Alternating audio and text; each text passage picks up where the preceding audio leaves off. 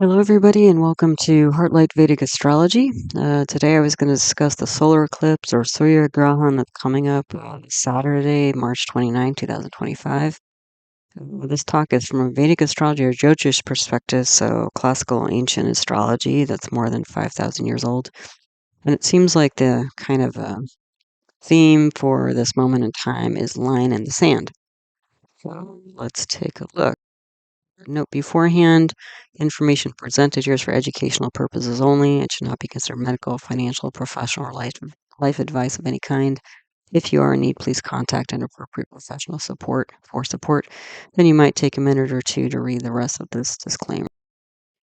If you're new to Vedic astrology, Jyotish are my videos. All my teaching videos on the subject are my concepts playlist. They can be found there. Wherever you see a double asterisk in one of my talks, that means there's a teaching video on that subject if you'd like to learn more.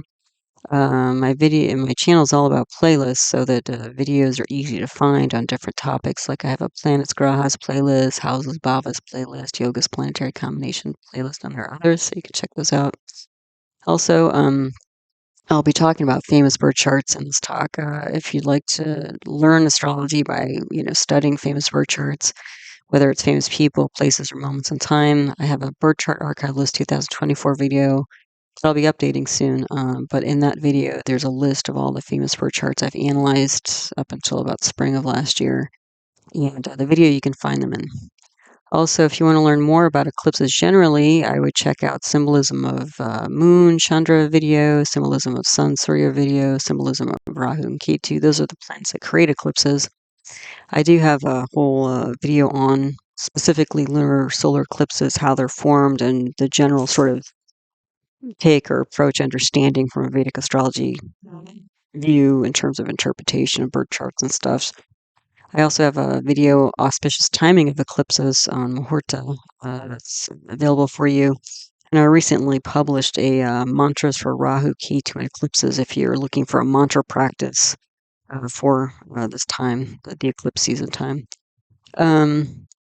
Also, my latest teaching videos, if you missed any and you want to get caught up, I published a Virgo constellation or Kanya Rashi video, Days of the Week or VAR, and Vedic Astrology Jyotish video, where I talk about different energies, planetary energies of different days of the week. And then I have a Srinath, Varanchi yogas, which are spiritual combinations that you can identify in charts. If you're new to all this and you want to know where to start, this list of videos at the end of the slide is where I would start, just to get some foundation and for you to get more out of talks like this because they're pretty complex interpretation talks. All right, so let's go ahead then. Okay, so first off, let's start off looking at the eclipse path for March 29th. So we've got a solar eclipse. During solar eclipses, they don't cover the visibility of solar eclipses is not as wide and broad as lunar eclipses. So they're usually much more precise, so to speak, in terms of the energy. Not that the rest of the world won't feel it, but in places where there's more visibility, there tends to be more of an effect of eclipses. And again, with eclipses, I guess the bottom line is, expect the unexpected. Okay. So the eclipse time and date, March 29, 2025, 6:57 a.m. Eastern Standard Time. That's New York time.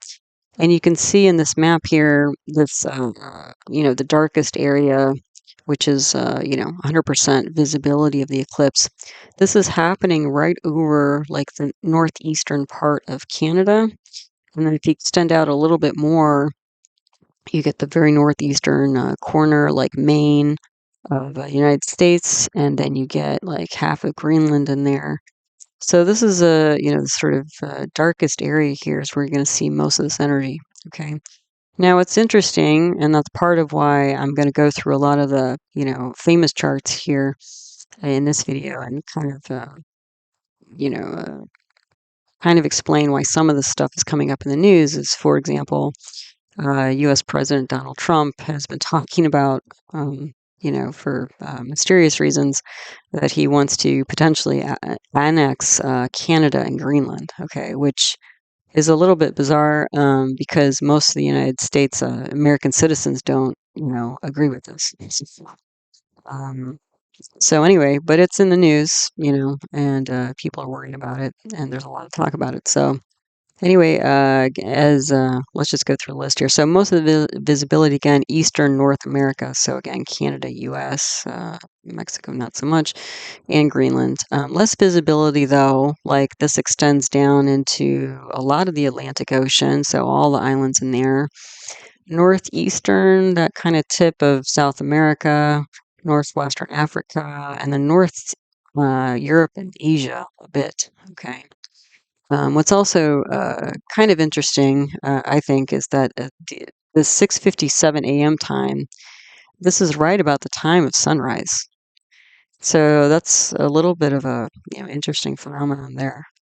All right. So now we know like where most of the energy is concentrated for this eclipse. Then, okay, so here is the chart for this moment in time. Okay.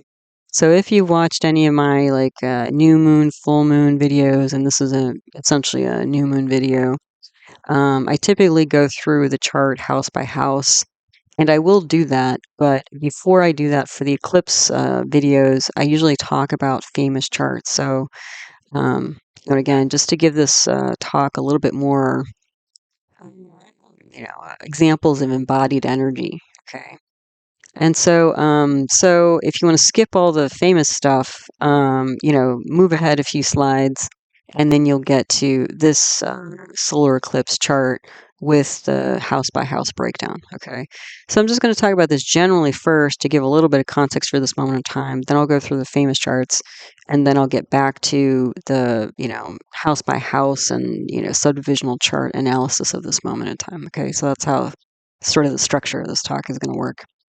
All right, so again, this moment in time, March 29, 2025, 6:57 a.m. Eastern Standard Time, New York City. So this is the chart for that moment in time. Okay, now the day lord is Saturn, and the hora lord or hour lord is also Saturn. Okay, so that's already telling us a lot because Saturn, you can see, well, let me back up a little bit. This is a North Indian style chart. That's what I use in my work. Okay, so to orient you, if you're not familiar, this top diamond in the middle with the little 12 in the bottom corner, this is the first house, also known as the ascendant, rising sun, or lagna in Sanskrit. Okay. Now, to get to the other houses, you count inclusively from this first house, counterclockwise. So the second house is this kind of upside down triangle with the 1 in the corner. That 1 in the corner does not signify the first house. That 1 in the corner signifies the first constellation of zodiac, which is Aries or Mesha in Sanskrit. Okay. So the second house is this upside down triangle in the upper left corner. And if you go all the way around, the 12th house is this upside down triangle in the top right corner with the 11 in the corner. And that little 11 signifies the 11th zodiac sign of Aquarius. Okay, and that's where you can see Saturn sitting. Okay. This 12 in the bottom corner of this top square, again, the ascendant, rising sign, lagna, first house, all different names for the same thing. That 12 represents the 12th constellation of the zodiac, which is Pisces. So that means we have a Pisces rising chart here. Okay, let's get back to Saturn. So Saturn, day lord, hour lord, it's in its own sign in this 12th house. The 12th house represents things like endings, losses, expenditures, also foreign trade, and international relations. Okay. And you can see, and that's a lot of what's going on in the news, especially in like North America, because again, the U.S. President has announced surprise, which was a big surprise to many people, most Americans, basically started imposing tariffs, trade tariffs on a lot of imports to the United States, including our biggest, some of our biggest, allied trade partners, Canada, for example. Okay. So yeah, so again, yeah, now you kind of see what's going on there. So Saturn is in, you can see the very last degree of Aquarius. It's at 29 degrees, 58 minutes. Each sign has 30 degrees when you're doing an equal house system, which is what I'm using here. Okay. So Saturn is a planet that represents obstacles, delays, structure, endurance, but also things like fear, doubt, anxiety, worry, skepticism. Um, It can also represent land. It's a bhumikaraka. Bhumikaraka means a symbol for land or property. Okay. So Saturn is in its own sign of Aquarius, which gives it some strength. But the thing is, Aquarius is a fixed air sign. Fixed air sign, fixed meaning that things don't tend to change. They're fairly stationary or solid. And air meaning like kind of ideas. Okay. So this is a area, of the chart of fixed ideas. Saturn being there, Swa, we call that Swa when planet's in its own sign. Saturn is Swa. That brings some strength. But the fact that it's in the last degree of the sign and literally will be changing, shifting into Pisces within 5 hours of this eclipse moment means that Saturn is unstable. Whenever a planet's in the first or last degree of a sign, it creates instability because each sign has a different element associated with it. So again, Aquarius is an air sign, but Pisces, which Saturn's moving into, is a water sign. So that, just that alone will create instability. Okay. So there's instability here in terms of uh, long-standing thoughts about international trade, business, property, and that sort of thing. Okay. So again, for Canada, it's kind of hitting on two fronts. And the thing is that's interesting here is that this is a dual. Pisces is a dual water sign. So dual meaning that there's a duality here. Usually, when there's a sign is dual, it means that there's like two stories, and there are two stories with this sort of you know stuff going on in the news and politics, international politics, and the water sign, water. And again, you could see where the major visibility of the solar eclipse will be, which is right over half of its land, half of its water. It's like basically northern Atlantic or probably even Arctic Ocean. I don't know exactly where the boundary is, but so yeah, so at least potentially for Canada, there are two stories here. One, again, the U.S. president has declared a trade war with Canada, which is putting pressure on Canada. The other thing is that he's declared that he wants to annex Canada. So again, how much that's bluffing and how much that's true, or what kind of resources he might put behind that is unknown. But at least he talks about it. Okay, so both of those things have raised concerns with specifically Canada. Okay. Now, he has also talked about annexing Greenland. I don't know if he's imposing any trade tariffs on Greenland, but anyway. So we've got two countries here. Okay, so you could think about it that way. In the middle of the ocean, Greenland and Canada. Okay, and then also two different issues, like a physical boundary, country boundary issue, but also boundaries and rules and regulations around trade and finance. So at least internationally, you can see how that applies. Okay, so also with Saturn, Saturn, besides representing property and land, and it being the lord of the 12th house of foreign isolated places, which, a lot of people might think of northern Canada and Greenland as such, and even like the northeastern tip of, where Maine is in the United States, it's fairly remote for a lot of people. But Saturn is also the lord of the 11th house here, and the 11th house represents clubs, groups, societies, but also income. So if either of these things, were to really, continue, start, or continue for a length of time, then that would potentially be the threat of, some of the things that have been threatened against Canada and Greenland. So there would be a loss, since the 11th Lord here, the Lord of the 11th house has gone to the 12th house. So this would be, um, loss of income, loss of club troop society. Like, again, if the boundaries were split, you would potentially be losing certain groups or, the entire group, their identity would change or something like that. Okay. Potentially. Okay. But the kind of the good thing in a way is that Saturn is switching signs here. Okay. So that kind of brings a different energy, but we're really like literally, like this chart being a dual water sign at the top. It's already split, and then Saturn's, we're focusing on Saturn here, as this moment in time is focusing on Saturn. Saturn's literally like almost straddling two signs during the eclipse. So, anyway, a lot of duality here.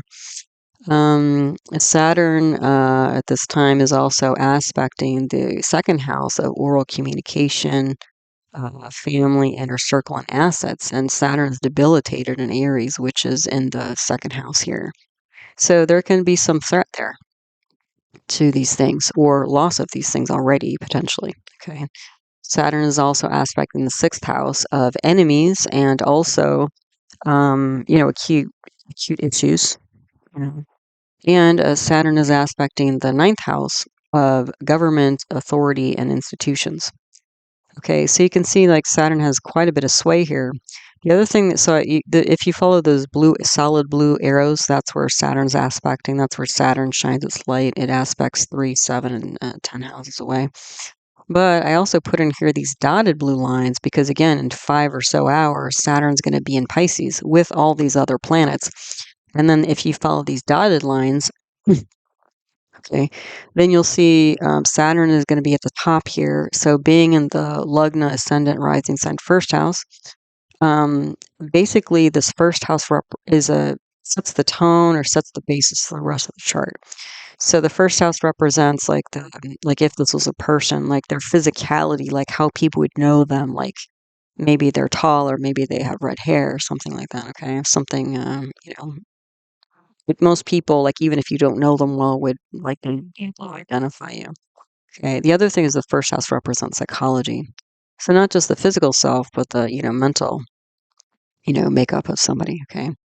So once Saturn moves into the lagna here, again, we're going to bring that Saturnian energy of delays, obstacles, structure, tradition, conservatism to the first house.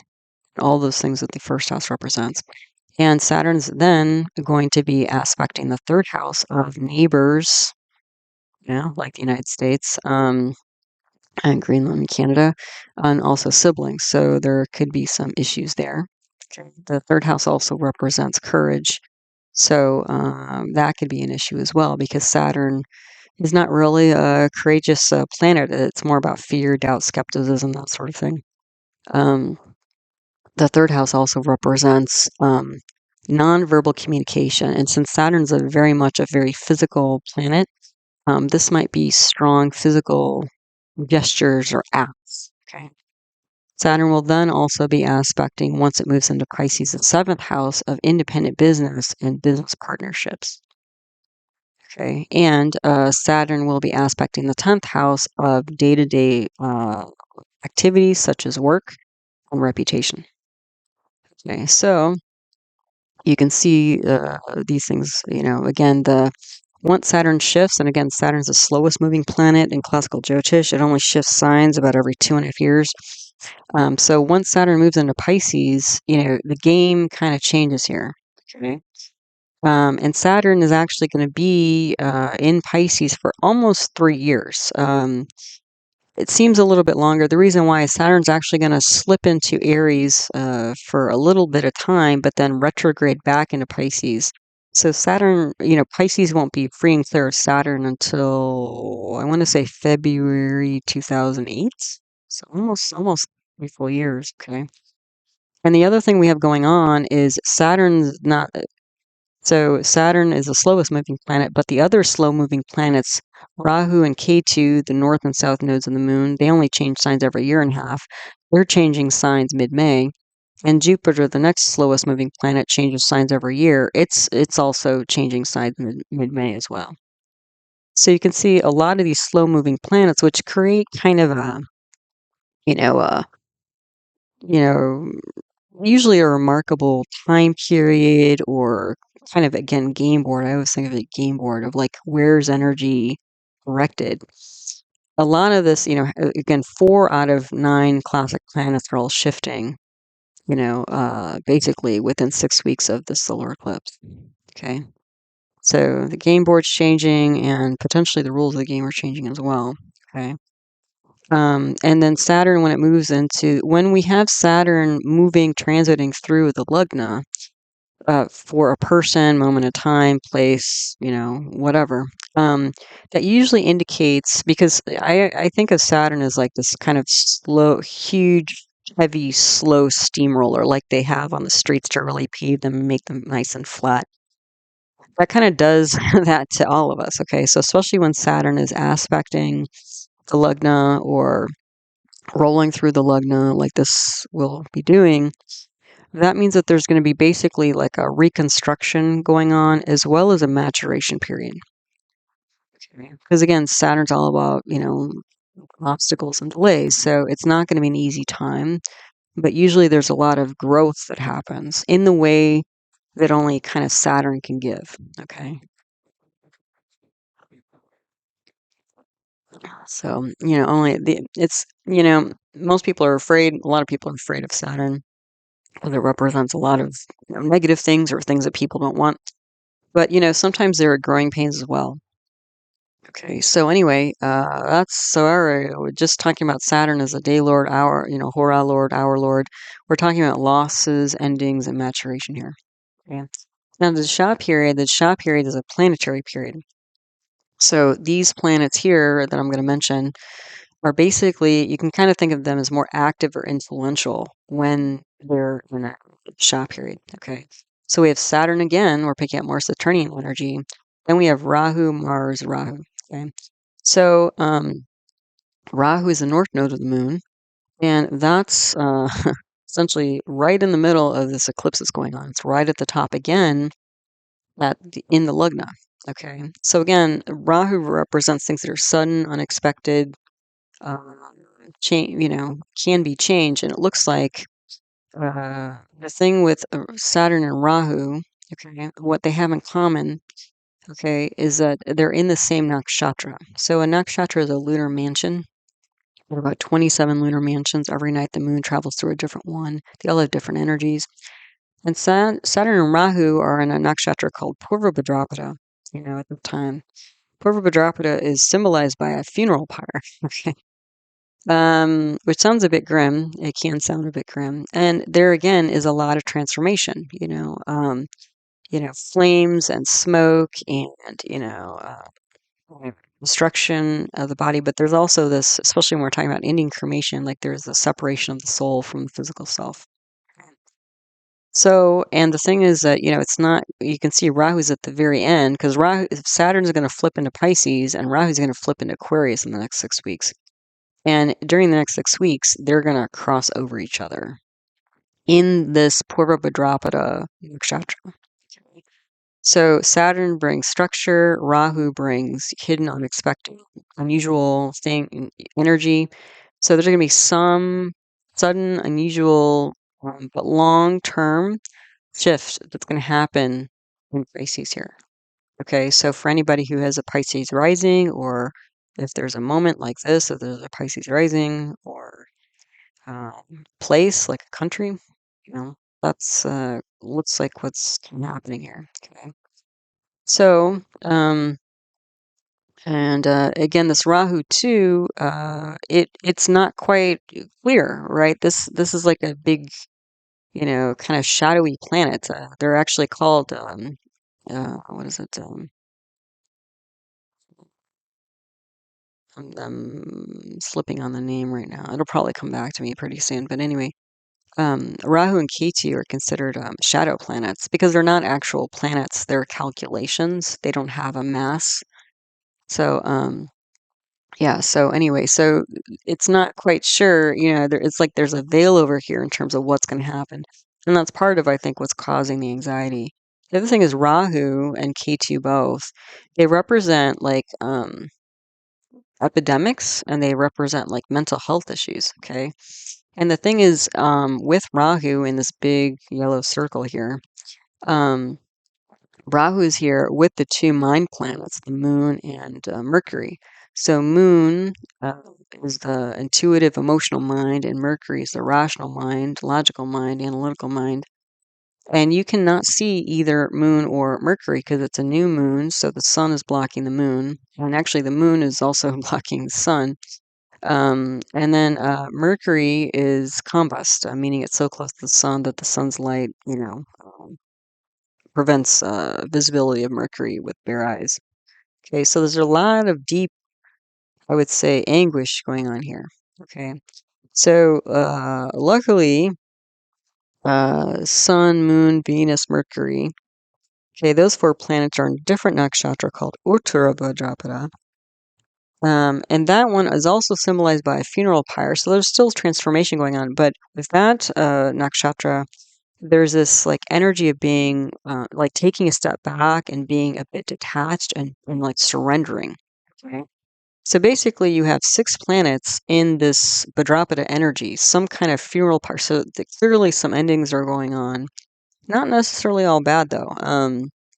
Again, but it's kind of a big mystery question mark as to what exactly is going to happen. But again, when you have Rahu with Moon and Mercury, okay, you can get epidemics of anxiety and depression, doubt, skepticism, fear. Okay. The other thing is you have Venus in there. So Moon and Mercury are the two mind planets. Moon and Venus are the two emotional planets. So you can see there's a lot of fear and mental emotional upset in here. And there's ambition because Rahu will bring that, but again, and right now at the moment of this recording, Venus is also combat, so you can't see Venus either. So again, there's a lot bubbling under the surface in terms of mental emotional stuff. And again, when the solar eclipse happens, you won't see sun, you won't see moon. Venus will just at the end of tomorrow, so just a short time. I think less than 48 hours before the eclipse, Venus comes back into sight, which is nice because you'll see Venus, and Venus is a natural benefic. Venus represents things like social grace and diplomacy, which would be great for all this.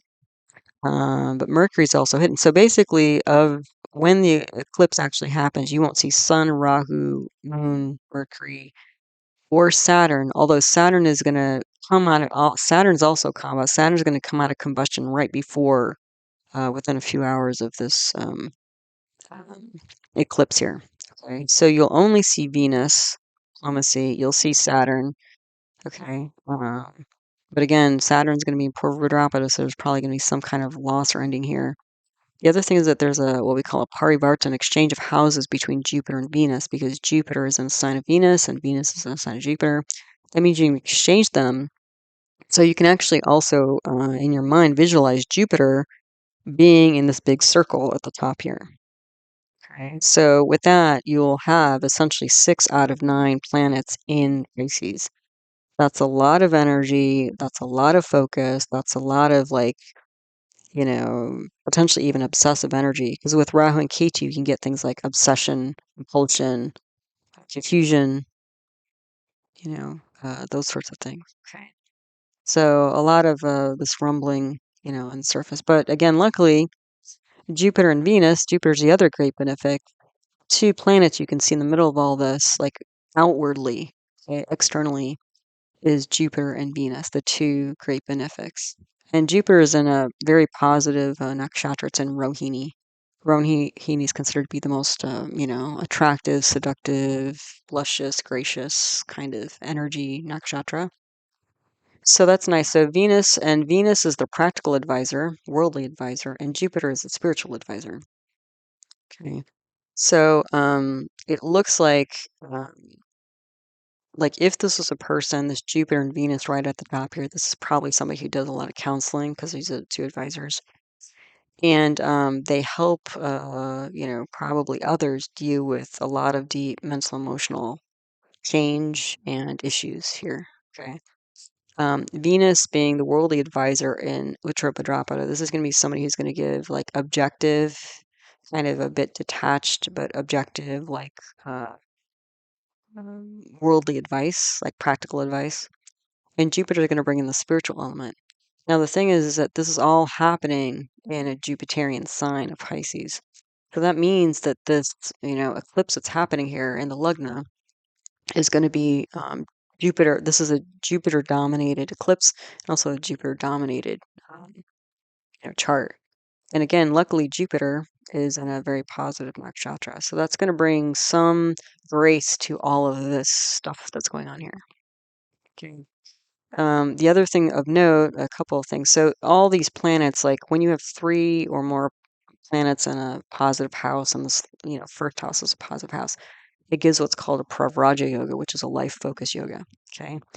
And the thing is that each house, most of these planets except Rahu up at the top, own, one or two houses. Like the sun owns the sixth house, and the moon owns the fifth house, and Mercury owns the fourth and the seventh house, and Venus owns the third and the eighth house. Okay.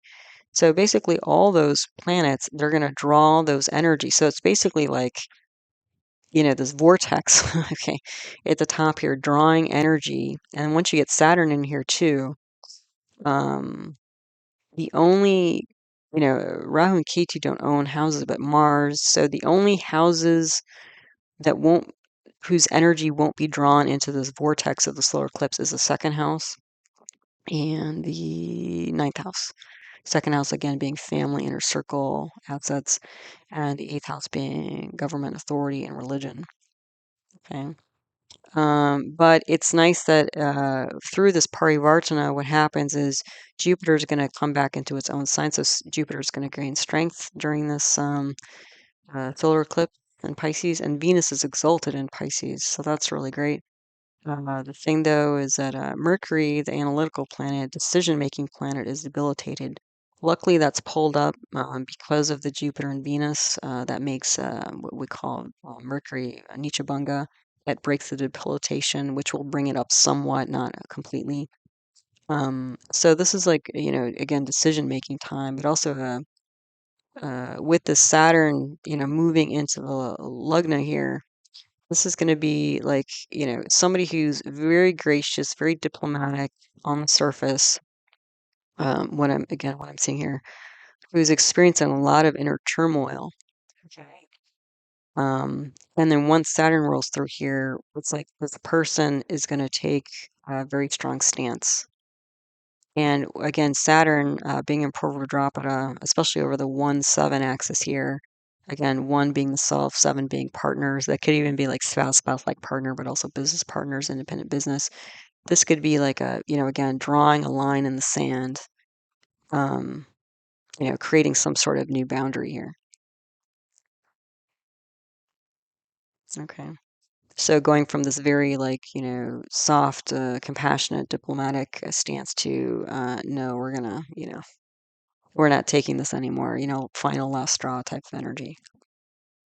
Okay, not that there won't be hardships, because again, I don't really want to get too much into the seventh house here, but almost all these planets, including Mars, all the planets except for Rahu, not only, it's easy to focus on Pisces because your eye goes to all these planets, but all these planets are also aspecting their energy in the seventh house of, again, spouse-like partner, independent business, and business partnerships. Also, the seventh house represents, path in life. There's a big energy difference, though, between Pisces and Virgo here in the seventh house because Mars is aspecting here, Ketu's there. These two planets, especially when they're together in the same house, create a lot of like explosive energy.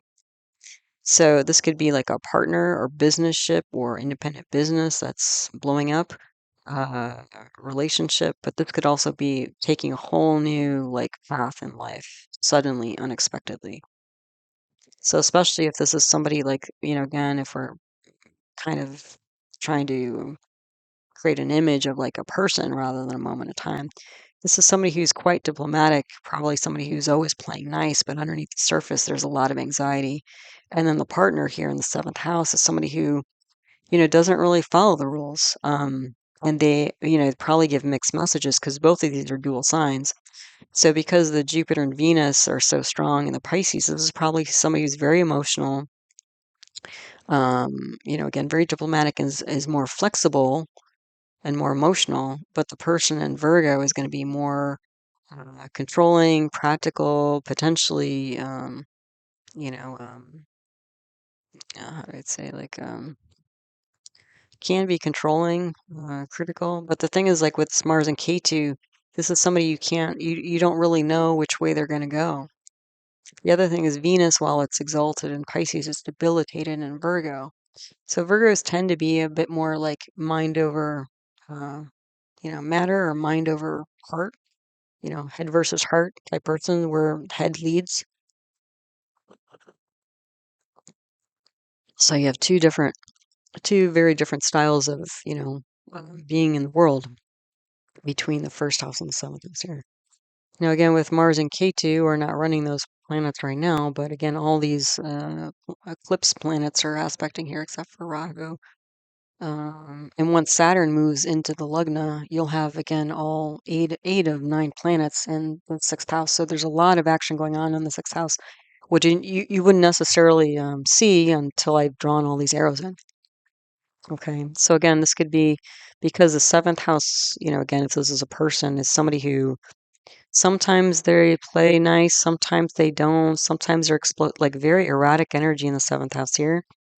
And it could be that finally this, Pisces person has done what they can, has probably overgiven, and at some point they're just like, enough is enough, like, I can't take this anymore because it's causing me too much stress, and like putting again their foot down, a line in the sand and saying, you know, this is it, So whether you want to see that as a person or a country or several countries, that's kind of the energy going on here.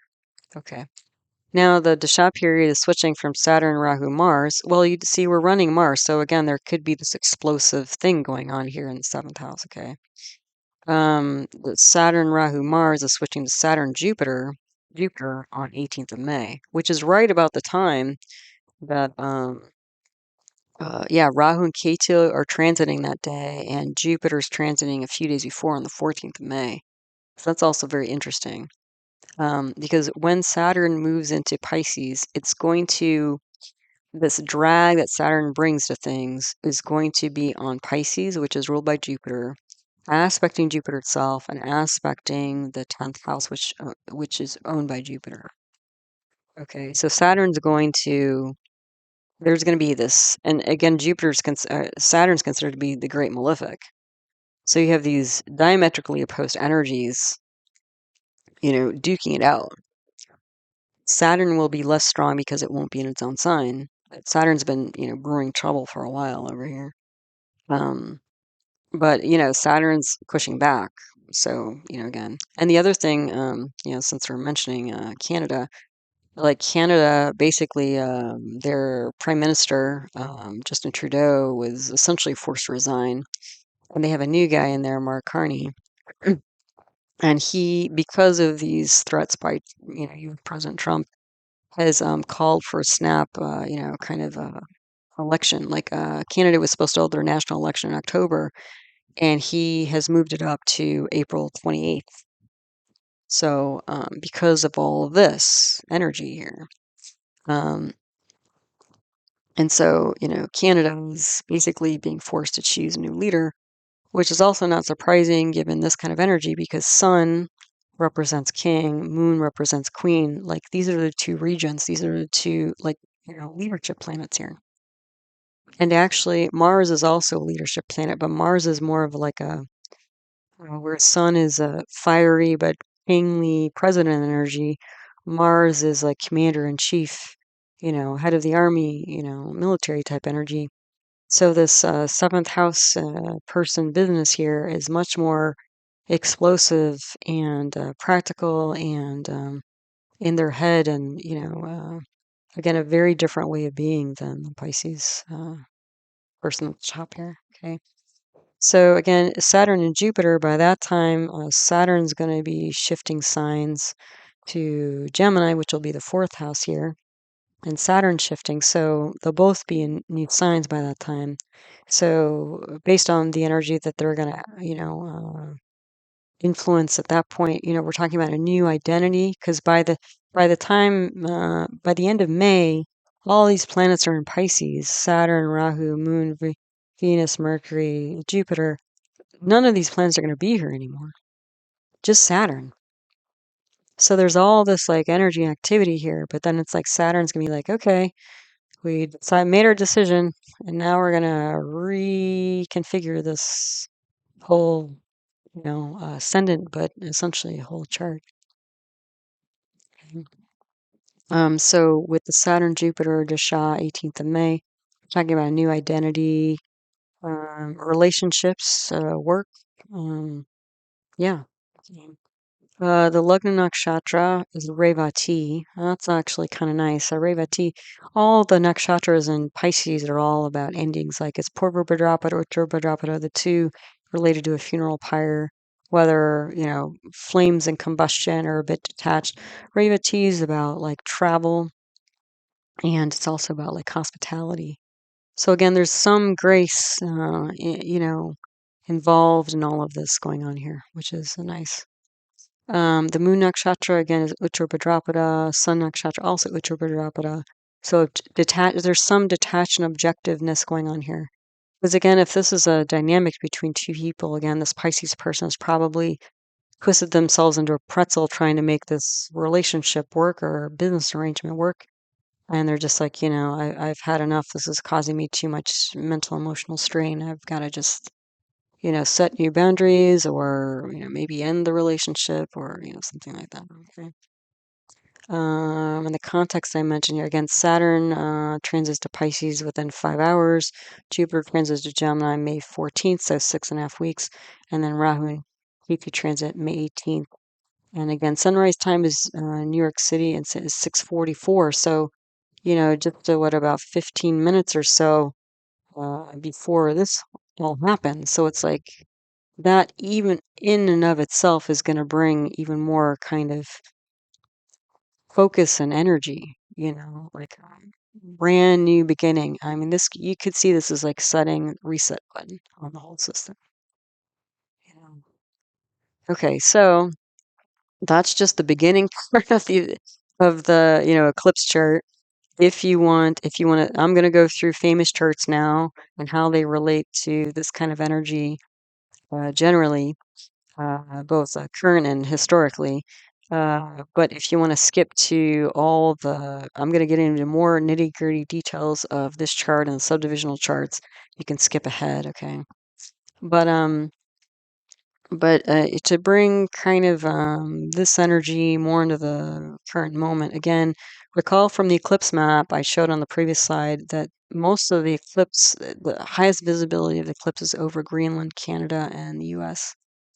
Okay, so this is where this chart energy is going to play out probably the strongest.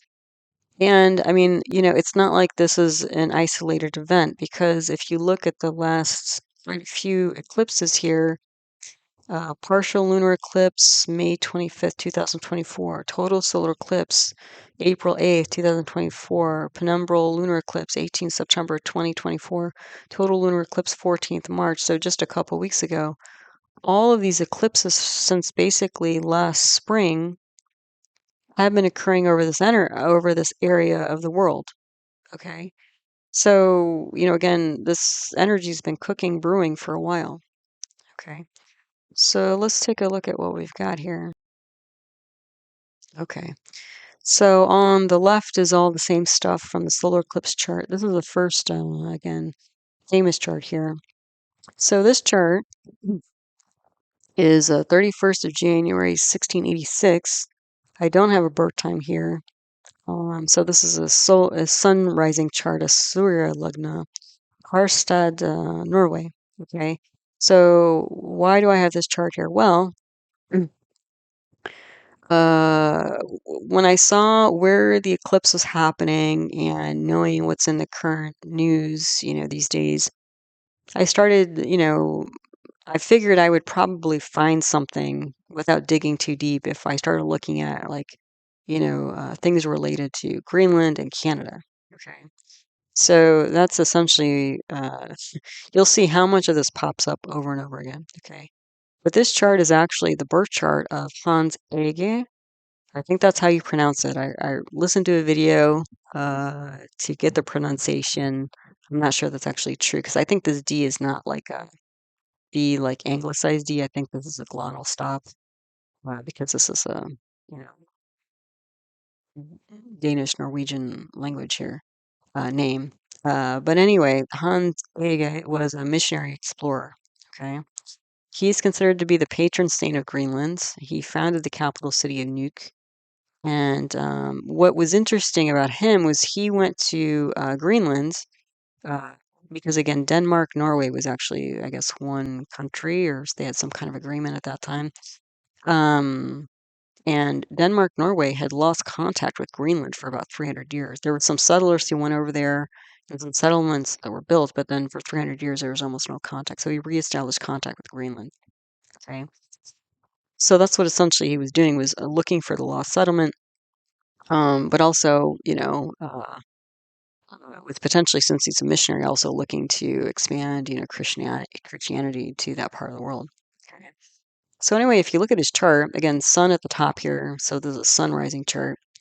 It's sort of like, okay, you're probably asking me like, why did you bother? Why did you bother? Okay, because it doesn't seem like a whole lot's going on here, but let me put in a few arrows for you, and you'll start to see why I included this chart. Okay, on the next slide, okay, there are two parivartanas in this chart. Okay, two exchanges of houses. So we have an exchange between Jupiter and Mars, and we have an exchange between Saturn and Mercury. Okay, so what does that do? That's bringing Jupiter into Pisces, where Venus and Mars are. Okay, that's gonna give 3 planets in Pisces. Okay, and then with this Mercury Saturn exchange, that's gonna bring Mercury. You're gonna have Mercury and Saturn in Virgo. Okay, so that means you're gonna have 5 planets on the Pisces Virgo axis. Not too much different from the eclipse pattern here. Okay, you don't have Rahu and Ketu there, but you do. No, hold back. Okay. So the other thing is that you can see like Sun and Mercury here. When you have Mercury coming into the ninth house is institutions, it's religion, it's government, and Mercury is a planet representing education, speech. uh, So you can see, especially since Saturn rules this chart, the sun chart here, and it's gone to this ninth house of religion and government and institutions and authority. I mean, it's not too hard to see that this guy was a missionary, very religious, that sort of thing. So the explorer part comes from this, when you bring Mars into the 11th house here, with K2, again, explosive energy with Jupiter. The 11th house is clubs, group society, and also income. Okay, and Jupiter is the lord of the 12th house of isolated places, foreign travel, foreign places. So you can see, like, there is some, mixing with some, strange and unusual characters, groups, you know, such as a lost settlement, in Greenland or the natives there. Okay. The other thing is Mars represents courage, and it is in the uh, third house of courage. Okay, this Mars also forms what's called a Karkobhavanasha, so there can be problems here, and I'm sure it wasn't easy. Actually, apparently a lot of the people he took with him died of scurvy and other things. So very few people, and he took his wife and 4 kids with him. So that was pretty courageous. So you can see where there's this kind of very prim and proper side to him between his lagna and the ninth house with Mercury and Saturn. Mercury and Saturn, especially Mercury being its own sign of Virgo, it's a very like controlled and organized situation here in the ninth house. But then it's like wild times here in the especially the 11th house. But yeah, okay. So actually, this chart, you've got more arrows, but this chart isn't actually too different from, in many ways, from the eclipse chart. But let's see what else we got. Arrows. So here's more arrows. Okay. So you got 2 parivartanas. When you put all the arrows in here, because of the parivartana, you can see there's a bunch of planets in the Pisces and Virgo here. So 6 planets, energies in Pisces: Mars, Venus, Saturn, Mercury, Sun, and K2. Yeah, K2 is actually involved here. Because Mars is 5 houses away from K2. So yeah, so actually it's not a complete eclipse, but you do have some eclipsean-like energy because K2 is going to bring this like sudden, unexpected, explosive energy to the third house here. Okay. And again, the third house also represents not just siblings but neighbors. Okay, so he's going to disturb the neighbors, essentially. And then the 5 planets are in Virgo, so Saturn, Venus, Mars, Mercury, Jupiter, and religion and administration here. Okay. And what's interesting is that again, both of these charts were, because Greenland, for the most part, at least in the United States, Greenland doesn't show up in the news very often. And I just thought it was interesting that this man's chart and the current eclipse chart, like the time of his birth was tied to bringing Greenland into the forefront of people's minds. I mean, it was literally like lost or ignored for 300 years. And kind of similar here, like in today's time and this sort of, all the eclipses that have happened, including this one over the last, year or so, have also brought Greenland to the forefront. So, and again, this is related, I think, to, again, Pisces, because again, this is a dual water sign, right? And Greenland is both, I believe, in the Atlantic and Arctic Ocean. So I just thought that was very interesting. I did dig around more. I didn't, feel like it was, I didn't want to make this talk last forever because if you watch my videos, I can't talk forever about astrology. But I did start digging a little bit, just to see about current people related to Greenland. So I looked at the current Prime Minister of Greenland. His name is Mute Borok also. I thought maybe he's related to Hans Egede, but apparently not. I don't know. Some website said he's not. It's hard to imagine that they're not because it's such a small country with a small population, but apparently they're not related. Um, he has Rahu and Jupiter in Pisces. Very interesting. Very interesting. So, kind of like the eclipse chart, Rahu and Jupiter. Jupiter's going to be there through Parivartan exchange with Venus. Then I went up even more because Greenland is self-governed, but it's still considered to be part of Denmark. So then I looked at the current PM of Denmark, Prime Minister Mette Frederiksen. She has K2 in Pisces. Okay, so Rahu and Ketu are on the Pisces, Virgo axis in her chart. Wow. I mean, they're reversed, but they have a lot of similar energies. And in her chart, she has Saturn in Aquarius. I was kind of like, wow, okay, so two, okay. And then there's also like a king of Denmark, Frederick the 10th. Okay, he just moved into that position, I believe, the 2024, so last year. I looked at his chart just to see, because he's the head, I guess the PM does the day-to-day operations work, and he's more of a figurehead potentially at this time. I don't know, the exact dynamics here, but these are potentially 3 levels of some kind of administrative role for Greenland. When I looked at his chart, he's got Rahu and Saturn in Pisces. I was like, what are the chances that all 3 of these, people who have some, distant or more closely, administrative, or oversight role of Greenland all have Rahu or Ketu in Pisces, and Jupiter with one, and Saturn with the other, and Saturn in Aquarius. I was like, wow. I mean, that can't be a coincidence, right? So that may also be why these folks are also, because there's all this energy going on in Pisces right now. That might be why. I'm sure these people, I mean, we don't, at least the news I've seen in the US, I'm not really hearing their point of view, and I'm sure they're, not very happy about what, President Trump's talking about, but I'm sure they're more in the news because of, what he's talking about and, essentially sort of making threats. So anyway, I just thought that was all very interesting and not coincidental. So let's keep, so I kept going down the rabbit hole. So here's another chart. Okay, this chart is the 16th of March, 1965. Birth time I don't have. This is from Fort Smith, Canada. Okay, since I don't have a birth time, this is a sun rising chart, so I put sun at the top here. And sun happens to be in Pisces, kind of like now. And Mercury's there also, kind of like now. Okay.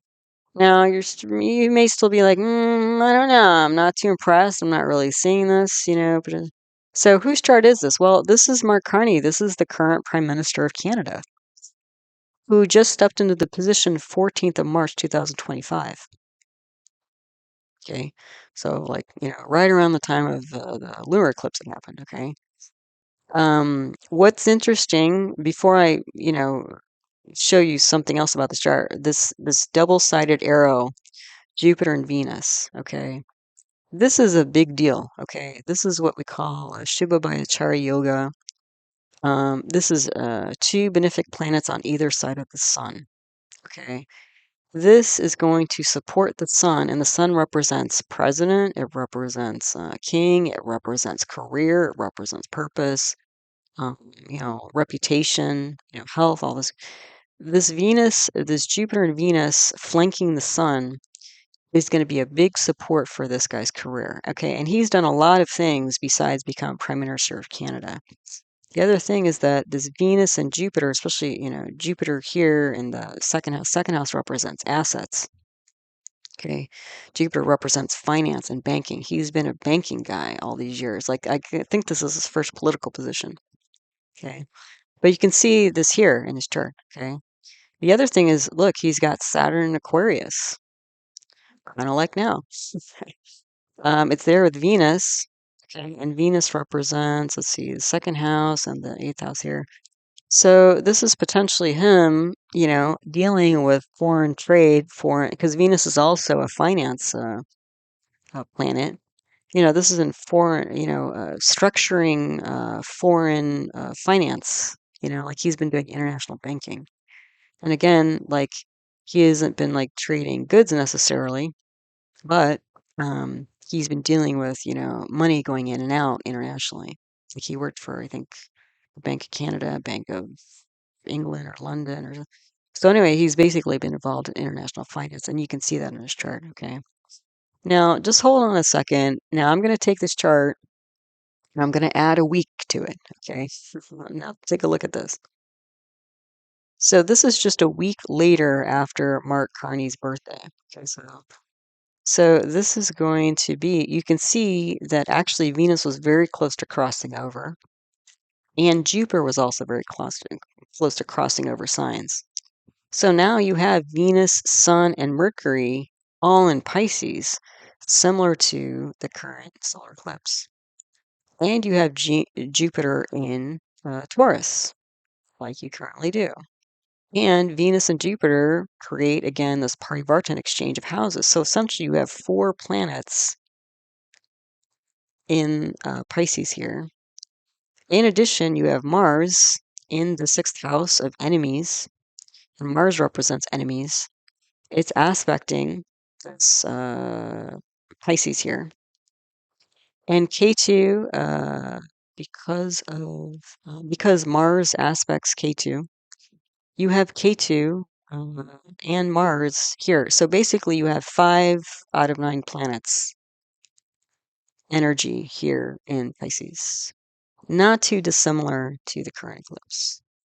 So it's almost like, again, his actual birthday time, March 16th, was like the run up to the eclipse, kind of like when he suddenly got slotted in the prime minister position without any political positions held previously.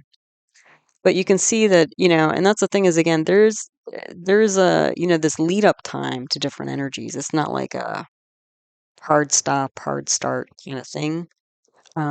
So actually his chart is, you give it a few days and it looks very similar to the current solar eclipse that's coming up. And this is also probably why he got, because his chart is essentially recreating the eclipse energy, or you could say that the transit here is, recreating his natal chart energy. That's probably a better way to say it. That's part of why he's coming to the forefront of the news. Okay. So again, with just a few days beyond his actual birthday here, 6 planet energies in Pisces: Venus, Sun, Mercury, and Jupiter there by parivartana, Mars by aspect, K2 by aspect. 4 planet energies in Virgo, so Venus, Sun, Mercury, and Jupiter. Jupiter and Venus parivartana, that's the same. Saturn is in Aquarius, again in the 12th house, that's the same. Venus is also combust like it currently is today. So there's a lot of similarities between actually Mark Carney's chart and the solar eclipse. Now also I have these 3 little question marks here in the 6th house of enemies, and Mars is there.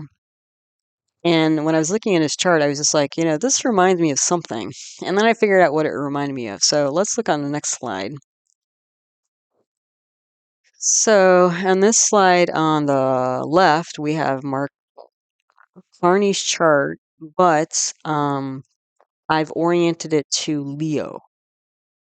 Okay, so this is a surya lagna. So again, we have Sun and Mercury back in Pisces. The original date, 16th of March, not with the week added.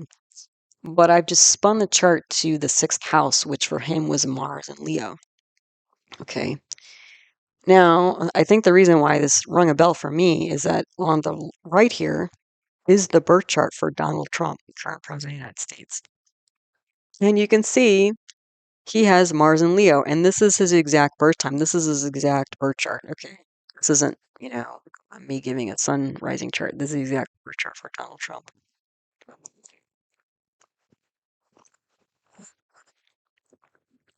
Sorry, I just had to take a sip of my tea to keep me going here.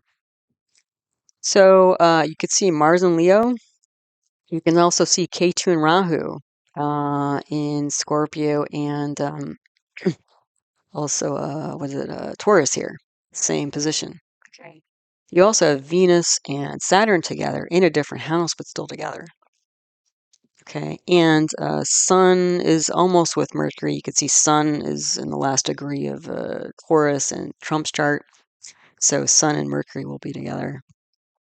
The other thing is that in Carney's chart, Jupiter, again, is in 29 degrees, 11 minutes. So it's going to flip over into Taurus, in a couple days, less than a week. And when Jupiter flips into Taurus, it will be aspecting,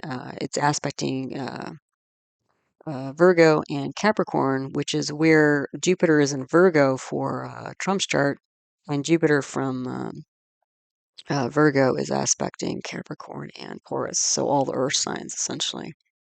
So Mars, same house, same constellation, K2 Rahu, same constellation, Venus, Saturn together, both charts.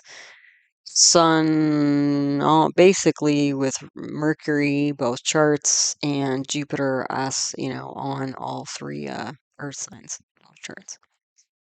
So I think this is also why, essentially you could see, almost put like Donald Trump's face in the 6th house for Mark Carney's chart. Okay, he's like the embodiment of Mark Carney's 6th house energy. Okay. So again, at the time of this analysis, Prime Minister Carney called for a snap national election to counter Trump's threat to make Canada the 51st U.S. state, also trade tariffs. He faces conservative leader Pierre Poilievre, I believe is how you pronounce his name, and he's called for the election to be pushed up to the 20th of April instead of October because of all this stuff going down and people not being happy with these threats going on, whether they're real or not. I did look at Poilivre's chart. He has Sun and Taurus. And so what's interesting is that when Saturn transits to Pisces, okay, Saturn would be on, either, both, actually both. The Sun would be on Pisces. Okay, but Saturn's transiting. Let me back up. I think I'm talking too fast. When Saturn transits to Pisces, that means Saturn is going to be on Carney's natal sun. It can bring a lot of drag, problems, obstacles, delays, to his leadership and career. Similarly, a Libra, since his sun is in Taurus, when Saturn goes into Pisces, it's going to aspect Taurus, because Saturn aspects 3 houses away from wherever it sits. The same is true for Libra.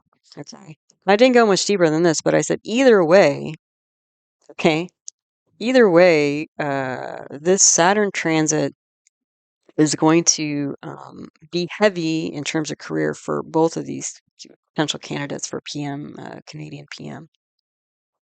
Okay.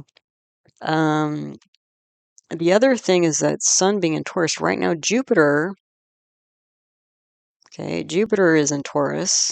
That's a great benefic, and Jupiter's in parivartana with Venus. So that means Jupiter and Venus are both in Taurus and in Pisces. So you can see why both of these candidates are being put forward, because you have two, both of them are getting pushed by the two great benefics forward by both Jupiter and Venus. The thing though is that for either, it's almost like, do you really want to win? Because, even though it might be a nice shining moment, again, all of this is going to shift literally within 5 hours of the eclipse, but also like this 28th April election's happening in the middle of all these like planets shifting. Like I mentioned, Rahu, Ketu, and Jupiter. The game board is shifting here. So I didn't, go much deeper because I don't have a exact birth time for either Carney or Poilivra. It would be great if I did. Then I can look at, potentially who's going to win. But you can see that there's a lot of like pushing forward and recreation of charts and things here and energies here, and that's part of what's going on, including like whoever wins the Canadian election, who they're up against and what they're up against. Yeah. So yeah, I thought that was very interesting. And and then again, I keep going down the rabbit hole. So those are prominent people in the news. But then I actually looked for the national chart of Canada, and lo and behold, just to like bring it full circle, Canada, the national chart of Canada is a Pisces rising. So this solar eclipse is happening right in their lagna. Again, first house, ascendant rising sign, physicality, general psychology. And you can see why all of this, like Rahu, Moon, Mercury, Venus, like I said, obsession, compulsion, worry, fear, doubt, um, harsh language, uh, trying to find a new leader, all this stuff is right up in the forefront of Canada. Yeah. So, not to go too deep into the Canadian chart, but again, just to show you why, again, when these eclipses happen, why certain people kind of pop up, or you know, uh, yeah. So now you understand all this energy that's going on for the eclipse is specifically happening for Canada. And just for those who are interested, oh, so the time of this, for those who are interested, just to get into a little bit of background on this date for Canada. The date for the Canadian National Chart, July 1st, 1867, 1 second in the morning, Ottawa, Canada. That's what this chart's set for. The birth to Shah was Rahu and Mercury. Rahu, Mercury. Okay. Rahu is in the 6th house of enemies with Mars. Kind of like Carney's chart. Okay, so this could be fear of unusual enemies here. Okay.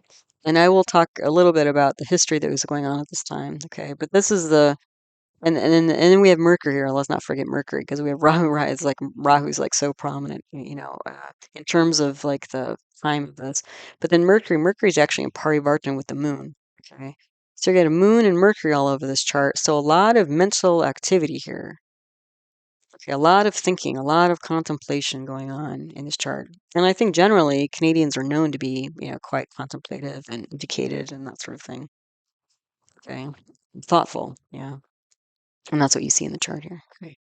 So, and then the current Dasha for Canada, okay, is Saturn. And look, Saturn's exalted, oh, sorry, in the, what is it, 8th house here. So deep psychology, a lot of structure, But also, again, fear, doubt, anxiety, potentially.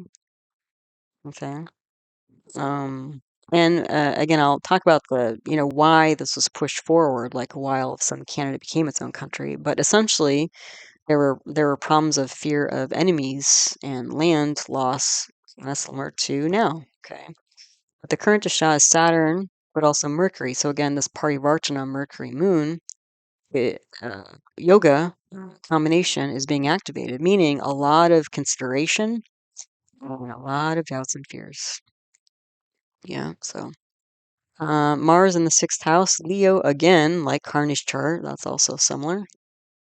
And you can see Rahu and Ketu just, are not. Rahu and Ketu were when all this was building up because there was a lot of different conferences, political conferences to get this together. This was based on the British North American Act, okay, that was received royal assent from the British monarchy on the 29th of March, 1867, but it went into uh, effect July 1st, okay? So you can see there was a lead up here, and during this lead up, Ketu and Rahu were on the Pisces Virgo axis. Okay. And I'm sure eclipses, I didn't look for the date, but I'm guessing if I looked around March 29th, 1867, that's when eclipse happened. Okay, so even though things weren't official, this was like the official time. You can see that if you back this chart up a few months, this is probably an eclipse. Now, let me actually check on, hold on a second. All right, so I went and looked, and there was an eclipse. Solar eclipse on March 6th, 1867, right about the time that this British North American Act received royal assent from the monarchy at that time, British monarchy.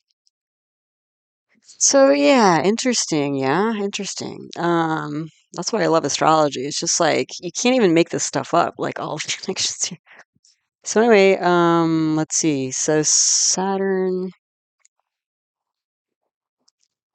Okay, so the thing is, again, what's going to happen for Canada? I mean, we can just say generally, okay, I didn't go deep into, Canada's chart, but kind of like what I mentioned with the eclipse chart, solar eclipse chart of coming up in a few days. When Saturn transits to the first house, okay, it's going to aspect the third, seventh, and 10th. This is going to restructure neighbors, probably us, the United States, relationships, independent business, that's the seventh house, and then work. Okay. So there's going to be some, I think, pretty strong shifts there. And again, a general maturation process. It's going to be tough going, and Canada's going to have to kind of how do I say, like, kind of rethink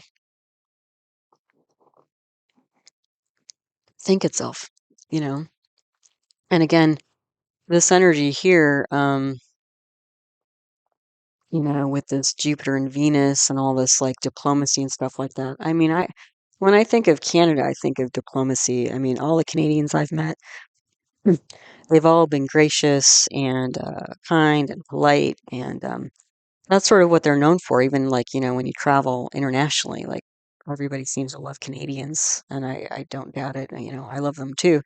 Um, whereas Americans, we have a much worse reputation internationally, right? I mean, we're loud and obnoxious and uneducated and privileged and all this sort of thing.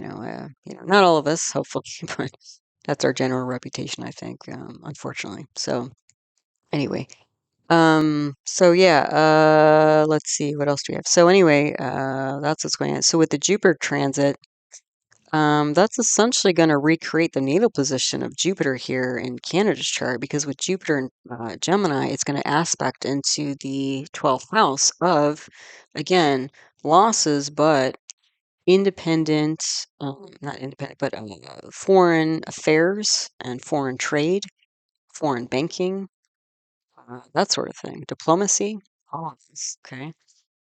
But also, Jupiter's going to be in the fourth house of home and happiness.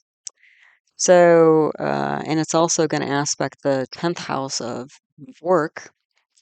And it's also going to aspect the eighth house of deep psychology.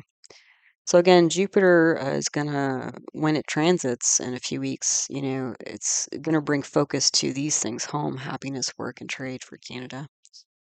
And again, or any sort of Piscean person or moment in time. And Rahu and Ketu, when they transit, essentially, let's see, we're going to recreate the natal position here. So again, that's also part of why this, chart is kind of popping, because Jupiter, and not Ketu, but Rahu, again, they have a lot of similar energies.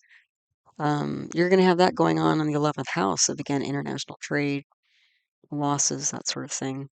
So there might be some loss of work.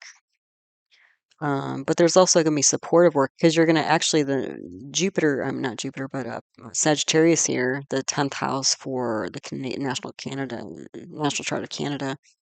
You're going to have both Saturn and Jupiter on the 10th house of work and reputation. So there's going to be some shifts, but also some jockeying back and forth. Luckily, Jupiter's, stronger there. The other thing is Jupiter's only going to be there a year, but luckily when Jupiter transits to Cancer, the 5th house here, it's going to aspect the lagna. So it's going to make the lagna stronger. Yeah. So at least Jupiter should be providing some grace, I think, for Pisceans and specifically Canada. But yeah, again, Rahu and Ketu on the 6-12 axis here. Again, 6th house enemies, obvious enemies, and daily activities, and then the 12th house of hidden enemies and international affairs and business trading. So unfortunately, it might be a slog, because again, Saturn's not budging for basically 3 years, which, might be about the time for the next US elections. Anyway, hopefully this was informative for you. Okay, so let's see. I think we're going back to the solar eclipse chart now and going deep into it for those of you who are up for it. Oh no, I have one more slide, I think, before that. So I mentioned, what caused Canada to become an independent country to begin with. Well, I got this from Wikipedia. I'll just read it for you pretty much. I don't have much to add, but influences leading to Canadian Confederation 1867. So caused by both internal sources, pressures, and external sources. Okay.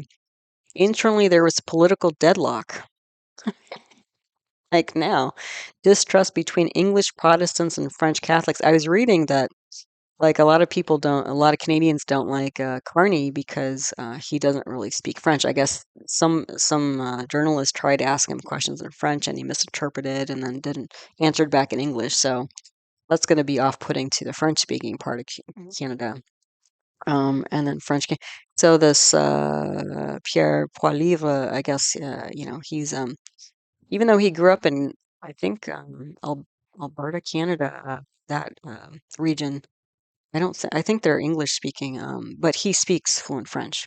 And so just because of that, he's maybe going to draw in more French speaking. And the thing is, the highest percentage of visibility of this solar eclipse is going to be the northern part of Quebec, the French speaking, major French speaking province there. So expanding population, economic nationalism, sounds familiar. When economic development butted against a lack of intercolonial railroad, which hampered trade, military movement, transportation in general. So political deadlock, that sounds familiar. Okay, deja vu. And then externally, the Canadian-American Reciprocity Treaty, a free trade policy starting in 1854, whereby products were allowed into the United States without taxes or tariffs, which was then considered to be beneficial for Canada, was canceled by the United States in 1865. And that's what pushed Canada to become independent. And kind of pushed Canada into maturation. Because the other thing is that Saturn, like in the Canadian chart, Saturn in 8th house, that meant that just a couple years before, okay, I haven't looked at it, but if I did, I would guess Saturn was in the 7th house, again, independent business and business partnerships around 1865. And that breaking off trade or tariff-free business with the United States pushed Canada into all this it was so many political discussion and getting permission by the whatever British, Parliament and the British monarchy and all this political flourishing happened because there was a break in free tariff-free trade with the United States. And this was happened partly as revenge, at least it said, I don't know for sure, but it says it in the Wikipedia, partly as revenge against Britain for unofficial support of the South in the American Civil War. Additionally, the U.S. doctrine of manifest destiny raised fears of another American invasion. Sounds familiar? Canadians had fended off American incursions during the Revolutionary War of 1812, Fenian raids, and St. Albans raid. Also, the Alaskan purchase of March 30th, 1867, which again was a time of the eclipse, solar eclipse. The day after what the monarch gave us royal assent to the creation of Canada's independence, which had been supported in the U.S. Senate by Charles Sumner, among others, precisely in terms of taking the remainder of North America from the British. Hello. I couldn't stop laughing. I was like, "Oh my God, it's like 1867 all over again." Maybe somebody needs to make a T-shirt. It's just like, I mean, exactly the same stuff. Because again, like the planets are aligning in a very similar way. Yeah. Yeah, Saturn over the 1-7 axis, Pisces Virgo around 1865, and then Rahu Ketu, yeah, it's very interesting. Okay, I think now onto the chart, solar eclipse chart. Let's see. Okay, yes. Okay, solar eclipse chart. Hold on just a second. Okay, so now the solar eclipse chart. Sorry, I just had to make some adjustments. Hopefully the audios didn't skip too much. Okay, so again, same stuff on the left. Now I'm going to go into different houses in more depth. So again, the lagna, we have a Pisces or Meena. Meena is Sanskrit for Pisces. Rising sign here, rising chart. It's a dual water sign, so mixed emotions, right? Water can be emotions. It can literally be water. Like again, when we're talking about Canada and Greenland, I think they both interact with two different oceans there, the Arctic and the Atlantic, especially on the eastern side, right, of Canada. Yeah, so again, there's also a Sudarshan. This is also a Sudarshan chart. So what that means is the sun and the moon and the lagna are all in the same sign. Okay, this brings a lot of power and a lot of focus because you can, with anybody's chart, potentially look at their rising sign chart, their moon chart, and their sun chart. But when they're all in the same you know, sign or constellation, that means that there's a lot of there's less drag because all the energy is focused in one direction. It's not like the emotional part of somebody's doing one thing, and the physical part of somebody's doing another thing, and the spiritual part of somebody's doing a different thing. And it's kind of like, which one are we focusing on now? It's like they're all like zoom, all moving in the same. It's like getting all the horses, moving in the same direction. Okay. So that's very, interesting there. The other thing is that there's a Pravraja yoga just because there's so many planets in one sign, even if they're not all sun, moon, and the lagna. Okay.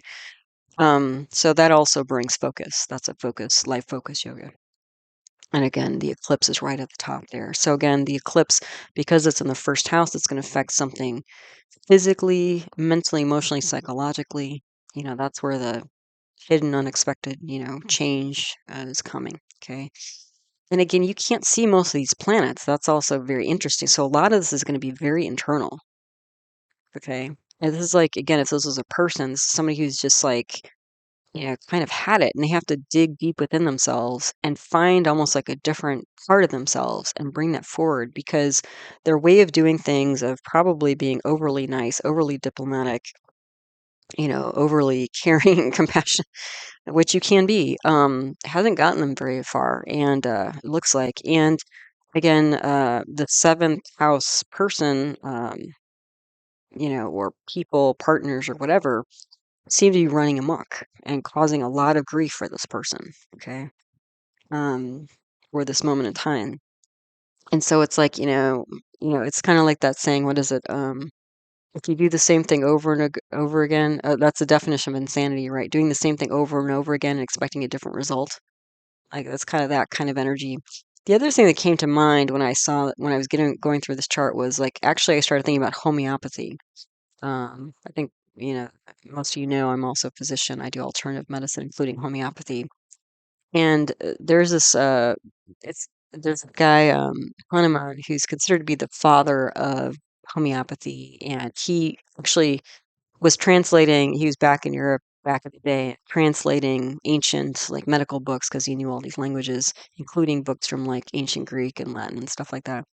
And he rediscovered the principle of homeopathy, or similar thing of cure. Okay. So anyway, in that book, if you've ever taken a homeopathic remedy, like maybe arnica, that's usually the one people are familiar with because it's like for injuries and bruises and things like that. Um, they're energy medicines. But in his book, the Organon, which is considered to be sort of like the foundational philosophical text of the resurgence of homeopathy, he has, I believe, a chapter in there about like providing remedies for children. And it's like, when should we provide remedies for children? Because children do all kinds of strange things. And homeopathy is a lot about like picking up on like kind of eccentric or quirky things. It's very different in terms of the way that you gather information to decide on a remedy. Um, so anyway, kids are always doing weird stuff because they're learning about the world and learning how to navigate the world, and they're in their nervous system is developing physically and hormonally and all these other things. So there's a lot of stuff going on. So it's kind of like, when a child, parents bring in their children to the office and the child's doing quote unquote weird things or unusual things or not normal things, like how much of it is potentially like just developmental, um, or they actually need a remedy. Like, is it something they'll potentially grow out of, or is it they actually need a remedy? So the main thought on that is the child responding to unconditional love? Like, if you are supportive and if you are kind and if you are patient, does the child eventually come around? Okay. Sometimes faster than others. Okay. If they are not, okay, if you're being patient, if you're being kind, if yeah, creating, positive structures, and they're still like maybe they're getting worse, or definitely not getting better, then that might be the time to dose them with homeopathy. And this is the energy of this kind of chart where it's like, okay, I'm tired of being nice and giving, maybe over giving and giving people the benefit of the doubt. Like, it's not working and the dynamic is getting worse. And it's just like, I just gotta like lay down the law, set the boundary, draw the line and say like this and no more. Okay. This is all I can do and no more. Okay. Because again, giving and giving again, some people just run crazy and they take all that, kindness for granted, and they sometimes use it against you, right? So that's the energy of this chart, okay, generally speaking. Okay, so getting back to this lagna here with all these planets, so we can't see. So this, but I guess that's where I ended up in thinking about homeopathy was like there's this deep internal change here of doing things differently, from being very diplomatic and kind and nice to like, you know what, this is how it is, take it or leave it. Like, again, last straw kind of energy.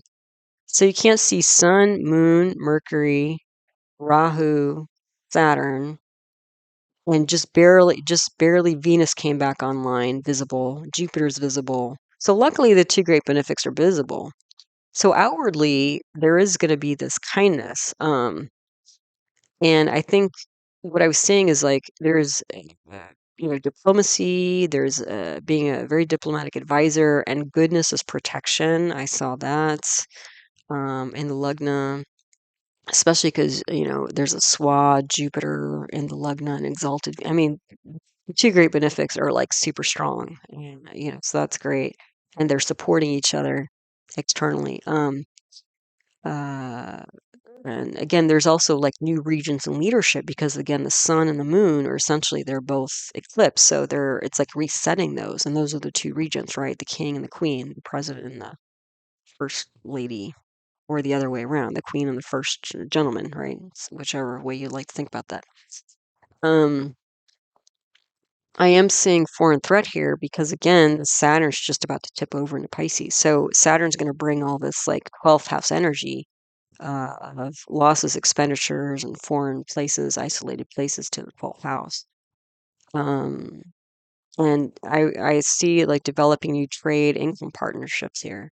Because again, the Saturn, when it rolls in, especially in Purva Drapada, it's going to, uh, cause a lot of obstacles and delays with the seventh house of, again, spouse like partner, but also business partners as well. And might even cause an ending or suspension or something like that.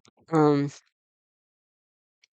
Yeah, and then again, this is all going to be kind of unforeseen change, or it might happen like really quickly where all of a sudden there's this flashpoint and it's just like, like I'm done or we're done, if we're talking about a group of people. This is also, as I mentioned before, a Jupiter dominated chart because you have, one, two, three, four, five planets, almost six when Saturn tips over the six planets in a Jupiterian sign. And Jupiter, not only in a Jupiterian sign, but Jupiter aspects back into its own sign. That's actually nice because Jupiter is again the great benefic. It's about justice and fairness, and it's in a positive, Rohini nakshatra lunar mansion. Luckily, because again, all these other planets are in.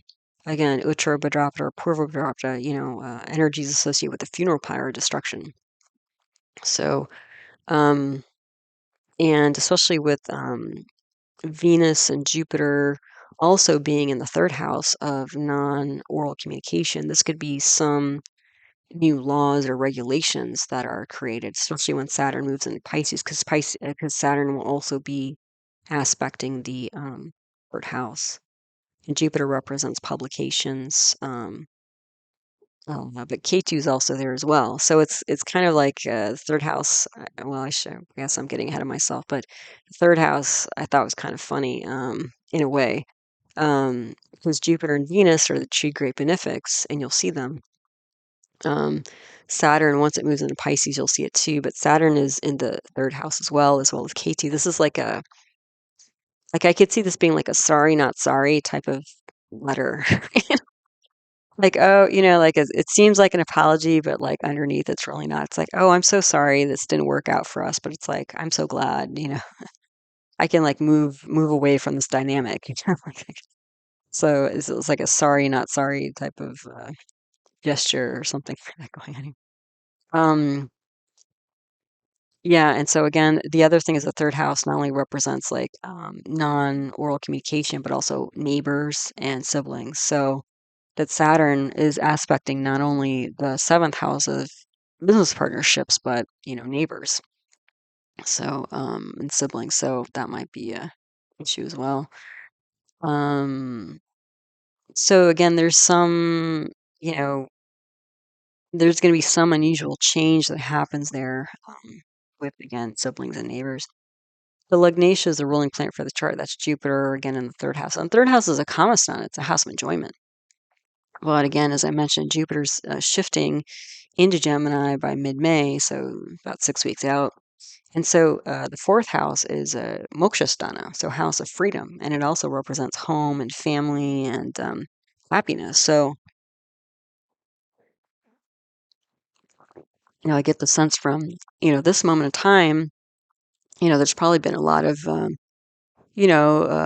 goodwill and fun times and good to be had with neighborly or sibling relationships.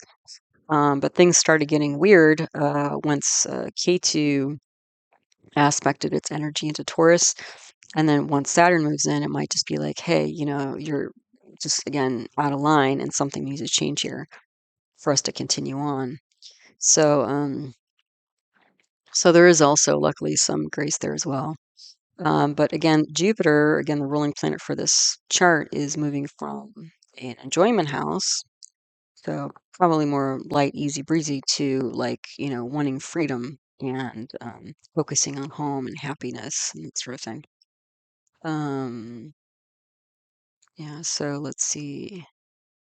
So we have an eclipsed sun, a new moon, retrograde combust debilitated Mercury. That's also Bunga. So, a lot of going back and forth, a lot of mental emotional processing going on here, especially because, again, it's a dual water sign, right? So mixed emotions. And we have the two emotional planets there, Moon and Venus, and then Moon and Mercury are the two mind planets. And again, I mentioned like Rahu can bring in, obsession, compulsion, confusion, illusion, delusion, a lot going on here that needs to be sorted out. Um, let's see, Rahu. Okay, Rahu is there, and there's Swa, Sundi, Saturn, so is strong but unstable. In Uttara Bhadrapada. So outwardly diplomatic, internally shaky but objective. Um, because again, a lot of this Uttara Bhadrapada energy is the funeral pyre, but being able to take a step back and release or surrender to the chaos that's going on. But I could see this also being like a sudden structural seismic shift. This might be literal, like there might be like um, like a tsunami or like a earthquake or underneath the sea or something like that could be, and it could be one or two. Um, but again, if this is a person, I would think kind of more emotionally. But sudden structural seismic shift in self, physically, mentally, emotionally, because we're talking about the lagna here, detaching, no longer playing nice. And again, by the end of May, even though you have all these planets there now, by the end of May, Saturn's going to be only planet in Pisces until February 2028 because of I'm just including the retrogression. It'll go into Aries for just a little bit and come back, retrograde into Pisces, and then finish up in February 2028. So it's almost 3 years of Saturn and Pisces. Um, there is also a Sati Sati here because Saturn is in the house before the moon. That indicates a loss of a major support system. So again, if there's a relationship or business or relationships, business partnerships ending here, it might be something that was working really well for a long time, but suddenly something's changed. We have a bunch of yogas here. So Buddhaditya yoga, that brings intelligence. Chandra Mangala yoga, that's a wealth yoga. Kuja dosha, that's Mars in the fourth house. That brings problems with relationships. Kalasarpa yoga, that's ambition. Malavya yoga, Venus is exalted in a Kendra in one of the central houses here.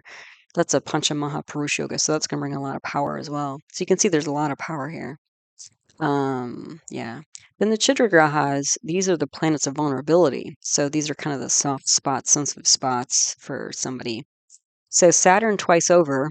Okay, so it's again like that's also why I was getting like it's not this like for somebody like this, it's not easy for them to draw the line in the sand. They would prefer not to. That's not their nature. Um, they prefer to everybody get play nice in the sandbox together.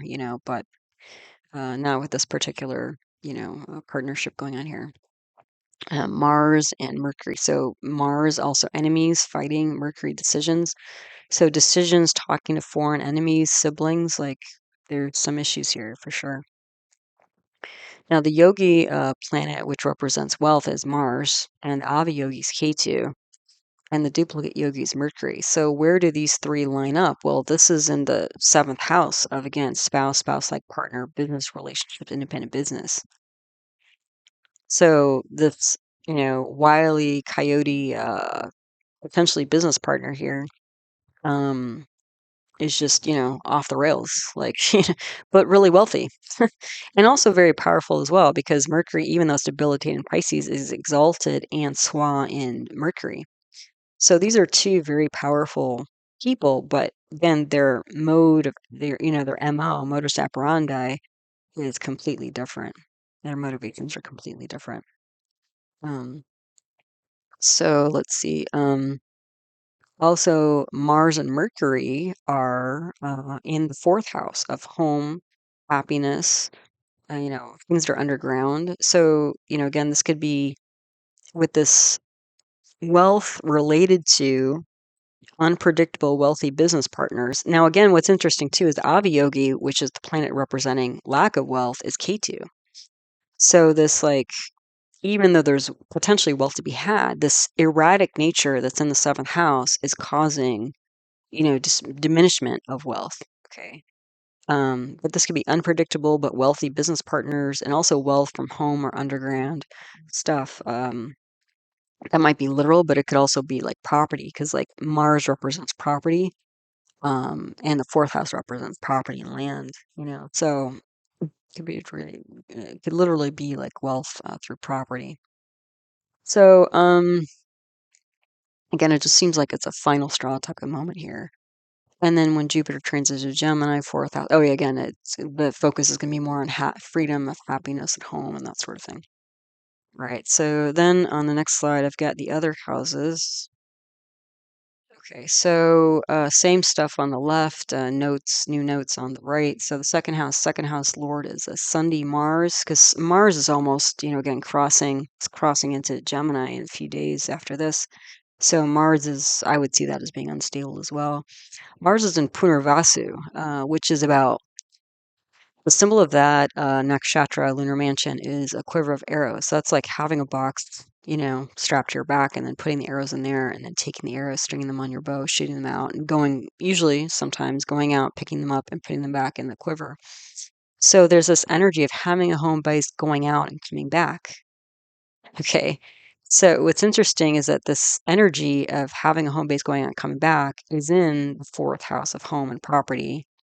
Okay, so this could be like land disputes or boundary disputes, like I was talking about the, Canada and Greenland situation, U.S. situation.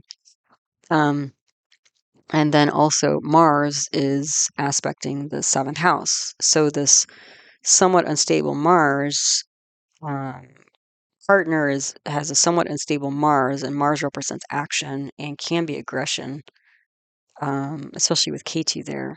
Um, again, this could be a partner who's arguing, like a land dispute or property dispute with, neighbors or enemies and that sort of thing. Um, but so the Lord of the second house is this Mars, and then there's a, Saturn's aspecting there. Saturn's debilitating Aries, so and it's in Purva Bhadrapada. So there's a harsh, destructive speech about decreased assets and property boundaries. Also disturbance to family, inner circle, maybe even loss of that. Yeah. Going on with the second house. The third house lord is Venus. It aspects its own house. Um, and Jupiter's there, but there's also K2 and Saturn. So unexpected fallout with siblings or neighbors, restructuring or jettisoning a creative project, because the third house can also be like creativity. So maybe like this creative project seems to be rolling along, and all of a sudden it's just like, fork in the road, like sudden hard left turn, This could be passive aggressive writing where it seems really nice on the surface, but underneath it's just like, forget you. Like again, I was just seeing this like generic rejection letter, like sorry, not sorry, type of energy. Like somebody posted, I saw on LinkedIn, somebody posted this letter. Some fairly seemed like, I don't know, seemed like a fairly high up person in the U.S. government, some scientific division or institution or something, and they got some like random you're fired lecture, letter with no explanation. And they've been in that position for, I don't know, long time, years, maybe decades, I don't know. But, that's also, this, there's a lot of, again, chaos and stress going on in the United States because of the new administration. I'm seeing a lot with pretty much every patient that's coming in the door these days. So, yeah, it's not easy inside or outside, current boundaries. So when administration doesn't seem to have many boundaries. Anyway, we're all doing our best with all this, right? Aren't we? So then the fourth house lord is combust, a retrograde, debilitated Bonga Mercury. So again, this is theoretical. Like this could be theoretical property or property rights, like It's not that the land, its property itself would change, but it's like who owns this? Um, and I think there was something when I was reading about the history of like Canada and Greenland. I think at some point Canada and Greenland had it even listed as like it said it was like an amicable dispute about certain, islands or proper, land between their two countries or something. And so what ended up happening was they decided they were just going to split it. And everybody went home happy, I guess. So it sounded like it went pretty well, as well as these things can go. So and then yeah, but this could also mean with this unstable Mars is like unable to get settled, like even in your own home, if this was a person or like their happiness, like there's always something kind of agitating, the person. Yeah, so maybe it's just property rights. It could just be property you don't see very much. Like maybe it's a second home because it's a dual air sign here. So maybe there's a second home, and the second home you don't see very much, so you don't really know what's going on with it. This could also be commuting, like between two homes. Like I live close to New York City, and quite a few people actually commute every day to New York, and it's a good, hour and a half to 2 hours at least to get there from here, and some people do it every day. So we're talking like 3 to 4 hours commuting every day. That's a lot of time. Because also this Mars is going to be in the as aspecting the 10th house of work. So, and some people even have like apartments. People can afford to have apartments in New York, and they stay in New York during the week, and they come back to Connecticut, during the weekend or something like that, or the other way around. Um, I think this is also like trying to figure out like assessing like you know because this fourth house energy is coming, is being brought into the first house. All this eclipse energy is like trying to figure out what's actually going to make you happy, what actions are going to make you happy. Then the fifth house lord is this new moon, and it's aspected by an exalted Jupiter, you know so that's nice. So this will bring spiritual or intuitive mind and counseling, considering children, fifth house children. And again, this might also be like beginning some sort of new creative project or creative endeavor. Okay. Um, then sixth house Lord is the eclipse sun. It's aspected by a swa Saturn, so unstable routine, enemies. This could be like pets or like non-biological children, like adopted children or stepchildren, that kind of thing, because that's sixth house stuff. Could also be like loans and debts could be a problem. Seventh house Lord is Mercury as well. So this could again be like a business partners like that you don't see like every day in the office. They could be again remote, or you don't see them very much, or they could be like silent, potentially silent partners, but based on this, they're not silent right now. But they might be steering things in a way that you don't really want. So again, we have aspects of Mars, Jupiter, Sun, Moon, Venus, Mercury, soon Saturn, Ketu's all there. Basically all planets except for Ra. There's a lot going on in this seventh house. And dual problems here because again, this is a dual Earth sign here. And so Earth signs are also going to be very practical, tangible type stuff. Yeah. So, there is strength here because Mercury's aspecting its own sign where it's exalted and swa. So there's strength here, independent business partners, practical. This could be like engineering, manufacturing, like metals and things of the earth, like metals and gases and oils and that sort of stuff that comes from the earth. But an explosive energy, restructuring, unpredictable, rebellious, especially with Mars and K2, cold, reordering chaos, like you know, um, sort of diplomatic, but not nearly as much as Pisces. Like this Virgo partners, are take a much harder line. But again, with Saturn there, there's going to be looks like a pretty hard boundary that's set that will last a while, like maybe a good 3 years. Um, but again, like I went through Marie Kondo's chart at some point. It's on the channel. I don't remember which video it's in, but she, if you're not familiar, she was famous for a while. I don't hear her name quite so much, but she was famous for a while in the States because she's a Japanese woman who was she's like the tidying queen, and so she was helping people sort through their things, their house, their houses and their clothes and their whatever, and trying to bring some order to the chaos. So I think there's a lot of chaos going on right now in the seventh house. And um, once the Pisces person resets themselves and takes a new stance and sets a boundary, like that's where it's going to like clear things out. Because the thing, not only are all these planets going to clear out of Pisces in the next, 2 months, but they're also going to clear out of Virgo as well. So yeah. So then the eighth house lord is Venus. Again, practical counselor. There's some strength there because Venus is retrograde and exalted, so it's a double primary strength Venus. Creative business mind. But again, also gracious, right? Venus is, uh, the social grace planet and diplomacy, compassionate, planet. And Libra represents, um, at least in Vedic astrology, can be somebody very business minded.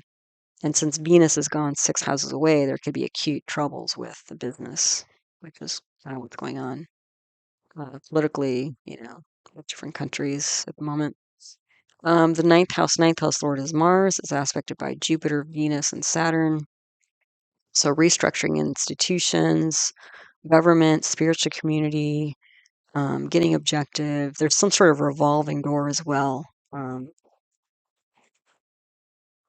It looks like,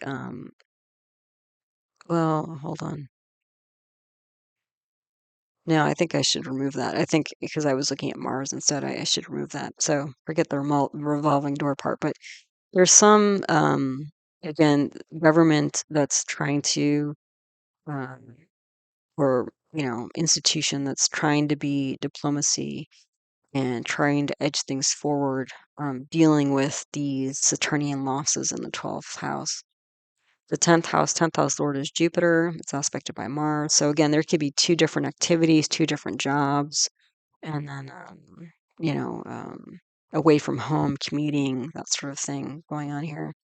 11th house lord is Saturn, aspected by Jupiter, Mars, K2. This could be destructive groups, law and income.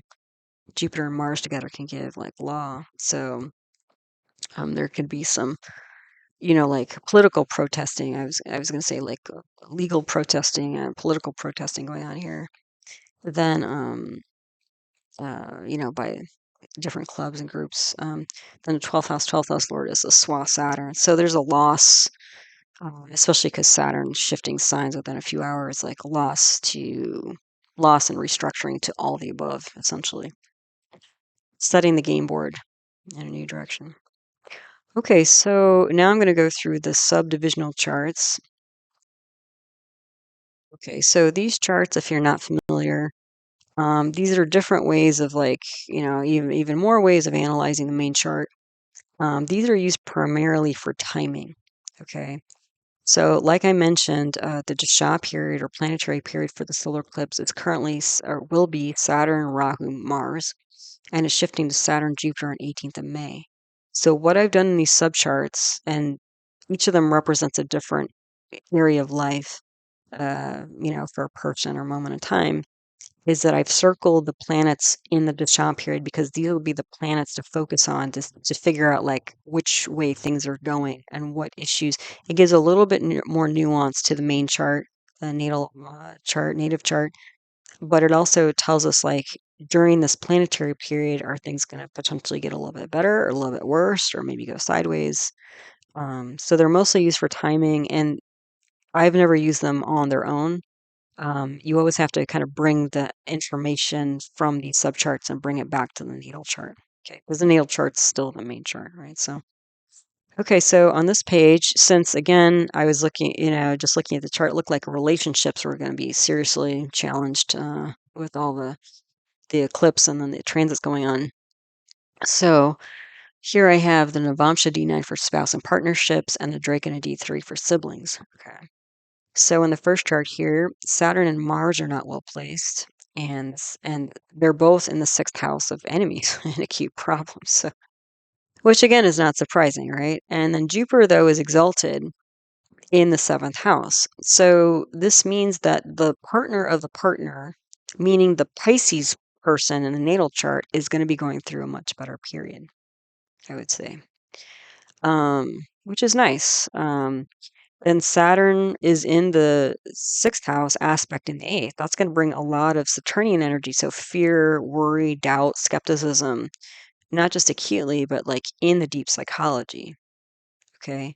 And Mars is aspecting K2 in the lagna. So this is going to be some explosive energy. Luckily, Mars is a very short subperiod. But again, this Mars K2 energy is going to be quite explosive, which again, the partner, we had Mars and K2 in the seventh house, which is, again, where the Navamsha D9 derives from. So we're getting a lot of the same energy here. But luckily, what I'm seeing, especially when, again, if this was a person, they were going into the Jupiter period, the Jupiter period is going to be a lot better than the Saturnian period for them and partnerships spouse. So again, it seems like setting that boundary or drawing that line in the sand is going to be helpful in terms of getting that person out of that weird loop where they're just, being overly nice or being overly accommodating, and then this other person sort of running amok is what the energy was. Okay. Yeah, and so again, Mars, Saturn in sixth house, and Saturn aspect in eighth house. Again, we're bringing up a lot of enemy energy and psychology energy here. Okay, then the Drake in a D3 for siblings. Saturn and Jupiter are not well placed. Jupiter's debilitated in the third house. This is when a active planet's in the third or eighth house. It can signal changes or endings. Saturn's exalted in the 12th, but it's debilitated in the 6th. So again, and we're running the main period here is Saturn. So again, losses and enemies, it's pinging on that. I would say that there's a strong advisor position here because Venus is exalted in the fifth house of counseling, and Venus is the worldly advisor. Then we have, let's see, Mars and K2 in the 11th again. So again, explosive groups and income. And then we have, let's see, Rahu, Venus, and Mercury in the fifth house of Pisces. I mean, you're essentially almost recreating the eclipse energy in this D3, which isn't too surprising because again, that Jupiter was in the third house and the natal chart aspecting, or aspecting itself into the middle of the solar eclipse. But then Saturn shifts, and so then Jupiter is gonna, there's gonna be a boost of Jupiter, but then there's gonna be and Jupiter's kind of holding it all together right now, so it doesn't go completely to pot. Then when Saturn shifts, and Saturn's on all those planets and Jupiter, there's going to be a major shift, So anyway, but you can see that, with Jupiter, Rahu, Mars, Saturn lighting up here, children, creativity, counseling groups, income, this sort of stuff is going to be, in the forefront here for siblings. Okay, so on this slide we have Saptamsha D7 for children and Dwadashamsha D12 for parents, grandparents. So in the top chart, Saturn, Mars, Jupiter not well placed. Jupiter's swell though, that'll bring some strength, but it's in the third house again of change and endings. So we keep seeing that. Mars is aspecting K2 again in the third house. So again, explosive, issues with neighbors and siblings. That could be a problem. There's a Balarishta yoga here. There's 1, 2, 3, 6 out of 9 planets are negative houses. That brings a lot of challenge to the chart generally. Saturn's in the 8th house again, change and endings, fear and doubts. And Mars is aspecting the 6th house and the 12th house. So again, enemies and losses. So what's interesting is again, these malefic planets keep hanging on the same houses, which you'll see. I count them up at the end if you want to follow along. But the other thing is Jupiter ends up in a negative house quite a bit of the time. So as much as it seems like Jupiter, um, is keeping things together, it's also signaling, sometimes not being so strong, or sometimes signaling changes and endings that are occurring. And so it's maybe just sort of smoothing the edges of the transition. Maybe that's what's going on. So Dwadashamsa D12 for parents, grandparents, Saturn, Rahu, Jupiter, not well placed. Two Parivartanas exchanges here, one between Venus and Mars and one between Venus and Ketu. This could be like an explosive energy with relationships. It might be that parents and grandparents are more like hawks than doves. They're kind of more on that side of things. We have a debilitated Jupiter with a swa Saturn. So Saturn's going to swamp Jupiter here. You know, this seems like a fairly hard-lined parent-grandparent group here. Um, yeah, but Jupiter and Saturn together, they're both signaling again changes and endings. Rahu, Ketu, Mars on the 6-12 axis again, enemies and losses, like strange actions going on in those areas of life. And again, another Balarishta Yoga. We have 5 planets in negative houses. So fairly challenged, generationally, I would say here. Again, this could be a person, so maybe kids and grandparents, they're both being challenged. But, if we're talking about like a moment in time or, countries, this is a generational change that's happening here. Okay. And, again, so far in all the charts we've seen, especially when Saturn moves into Pisces, Jupiter is with malefics like Rahu twice, Ketu twice, and Ketu, and then Saturn twice. So Jupiter's still challenged, even though in the main chart, Jupiter is doing a lot.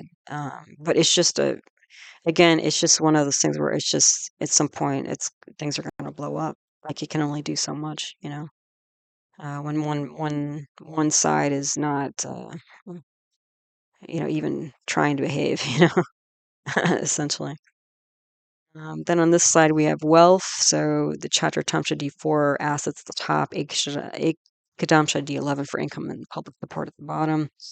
So Saturn, Jupiter not well placed again in the third house, changes and endings. And then look at this. We basically recreated the eclipse with Ketu in Virgo, and then Venus, Mercury, Rahu, Mars in Pisces.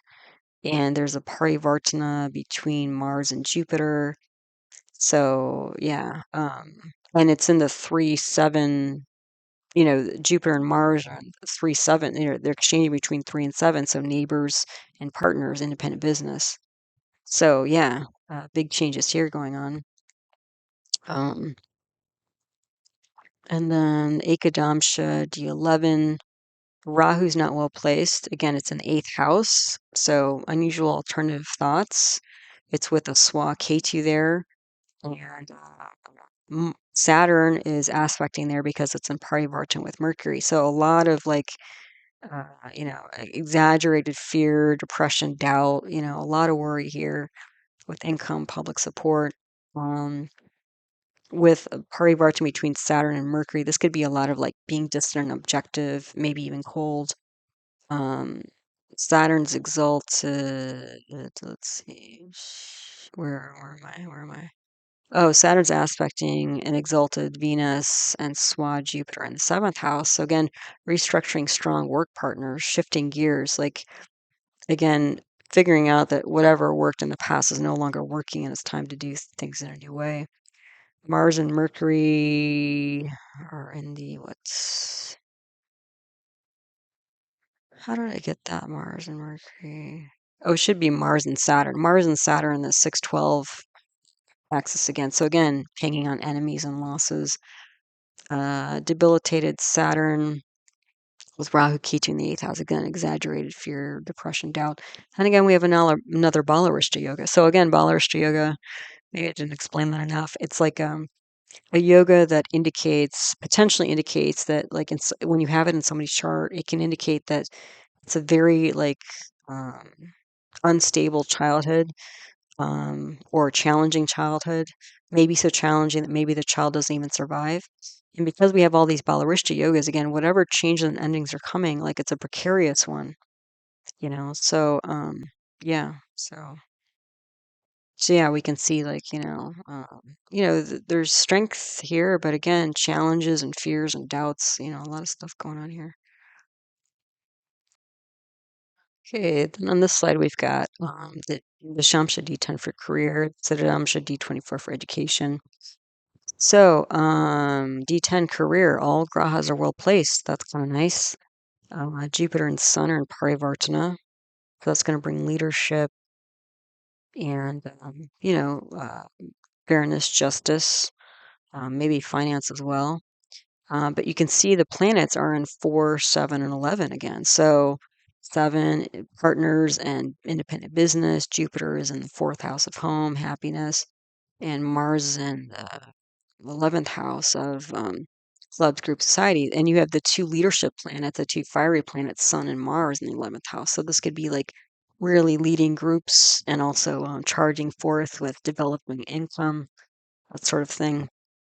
Also, like potentially legal stuff as well when you have Jupiter and Mars together.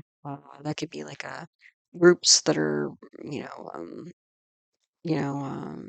being a bit rebellious and leading like legal fights and political fights and stuff like that. So the Saddam should do 24 for education. Mars is not well placed. So there's a SWAD, Jupiter, and Mercury in the 2nd house, so much philosophical discussion and news. The 8th house, I would say, is quite angry leadership deep down. This is 8th house is deep psychology. Um, so yeah, and then the 9th house, let's see, restructuring because Saturn's there, restructuring institution or government. This reminded me a lot of the United States right now. Like actually, President Trump has also decided or has announced that he has the intention of dismantling the Department of Education for the whole country. Yeah, it's interesting times for sure. So the 11th house here, Rahu and Ketu, and then Saturn and Mars are aspecting into there. So there's going to be an unusual structural end or change to groups and income here.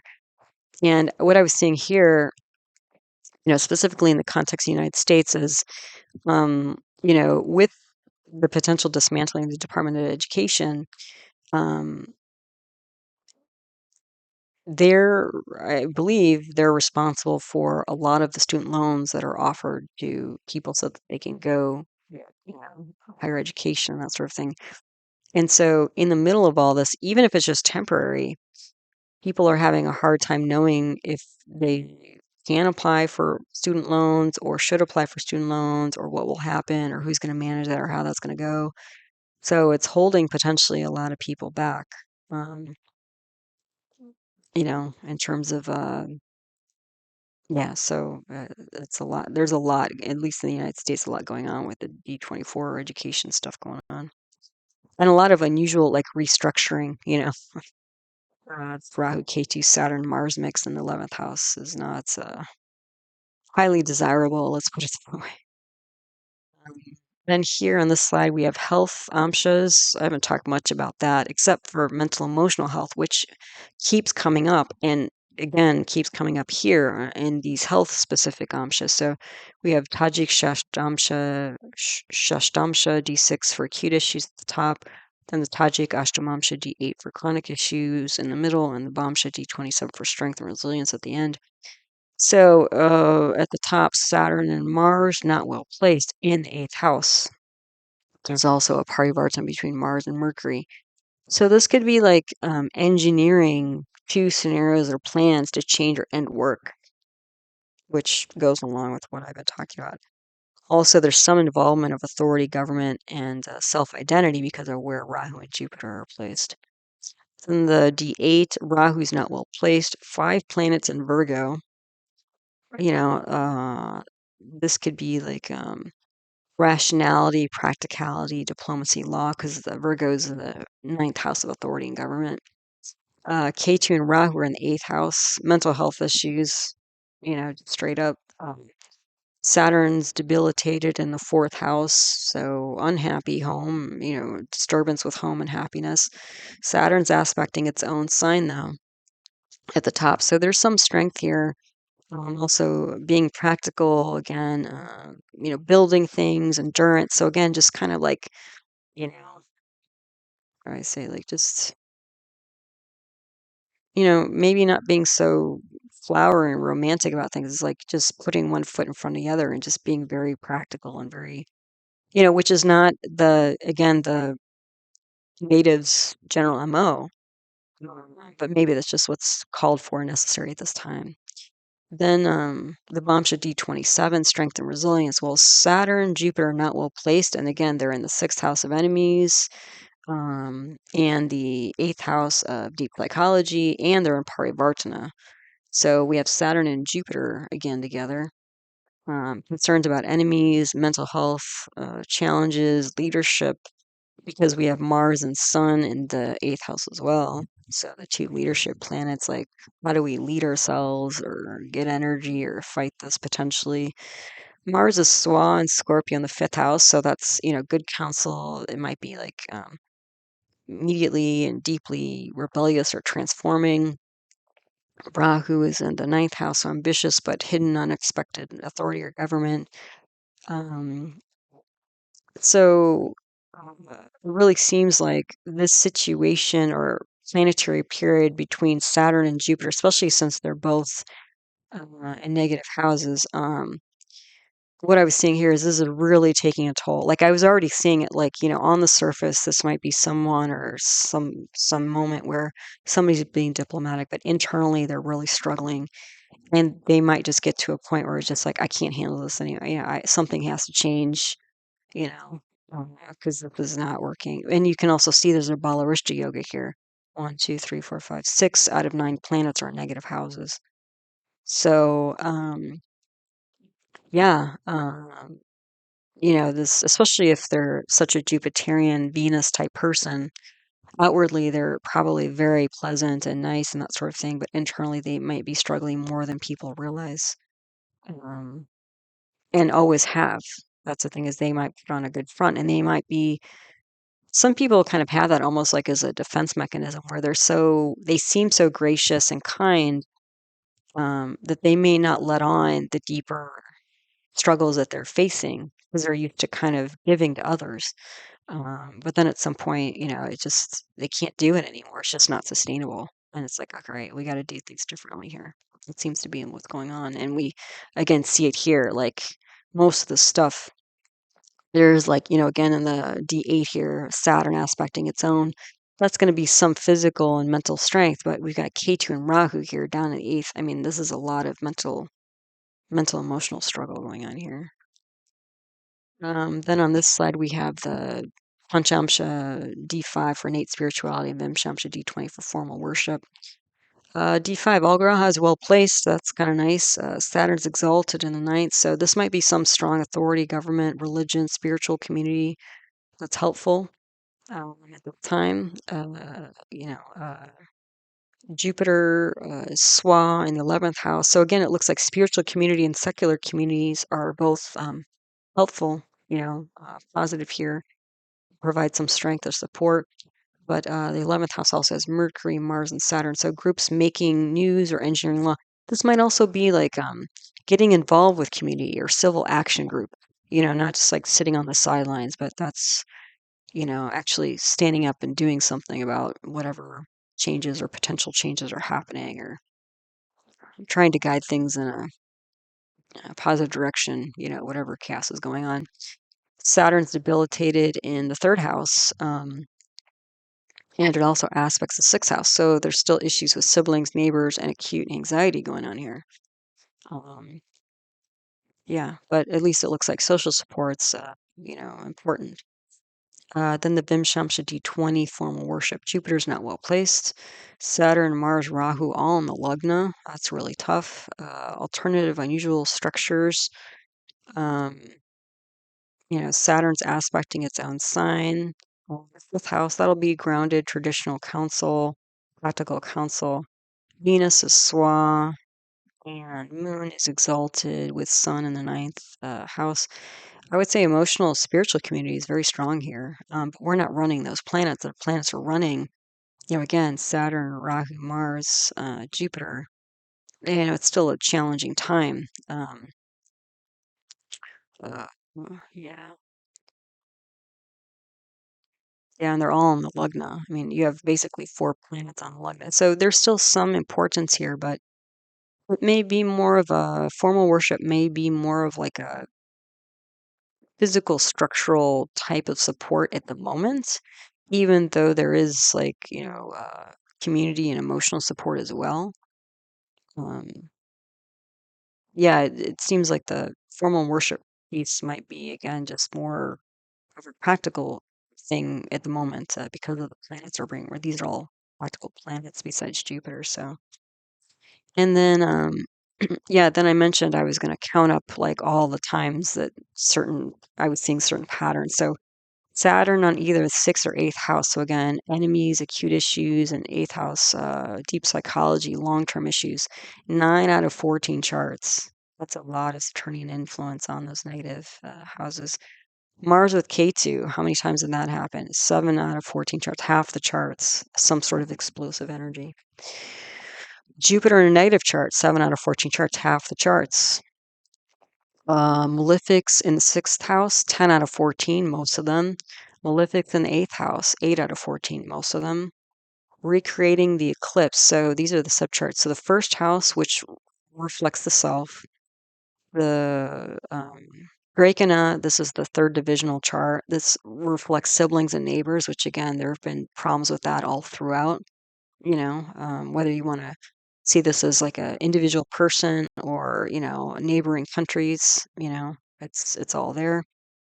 And then the fourth divisional chart of assets. So money's on the line regarding whatever challenge is being set forth and worked through at the moment. Okay, so there you go. Thanks so much for stopping by, listening to one of my talks. I hope you found this helpful as always. Thanks so much for all of your support of my work in the channel and all the ways that you guys do that, whether it's liking videos or subscribing to the channel or posting lovely comments or, sending in donations. All of it's very much appreciated. So thank you all for that. And again, all my teaching videos on Vedic astrology are my concepts playlist. They can be found there. For more famous charts, I would check out my birth chart to archive list 2024 video until I get the 2025 version out. To see a list of all the famous birth charts I've analyzed on the channel, whether it's famous people, places, or moments in time. I do offer individual birth chart readings. If that's interesting to you, you can email heartlightastro@yahoo.com for more info on that. And I do have another YouTube channel on natural medicine where I talk about Ayurveda, traditional Indian medicine, and yoga. So other Vedic arts as well as other paradigms of medicine like homeopathy and naturopathic medicine. The name of that channel is Nature Source Care, so that's out there too for you guys. So as always, I hope you found this talk helpful, useful, and interesting to you as you learn to navigate the energy cycles of your own life. All right, so take good care, everybody, and until the next one, namaste.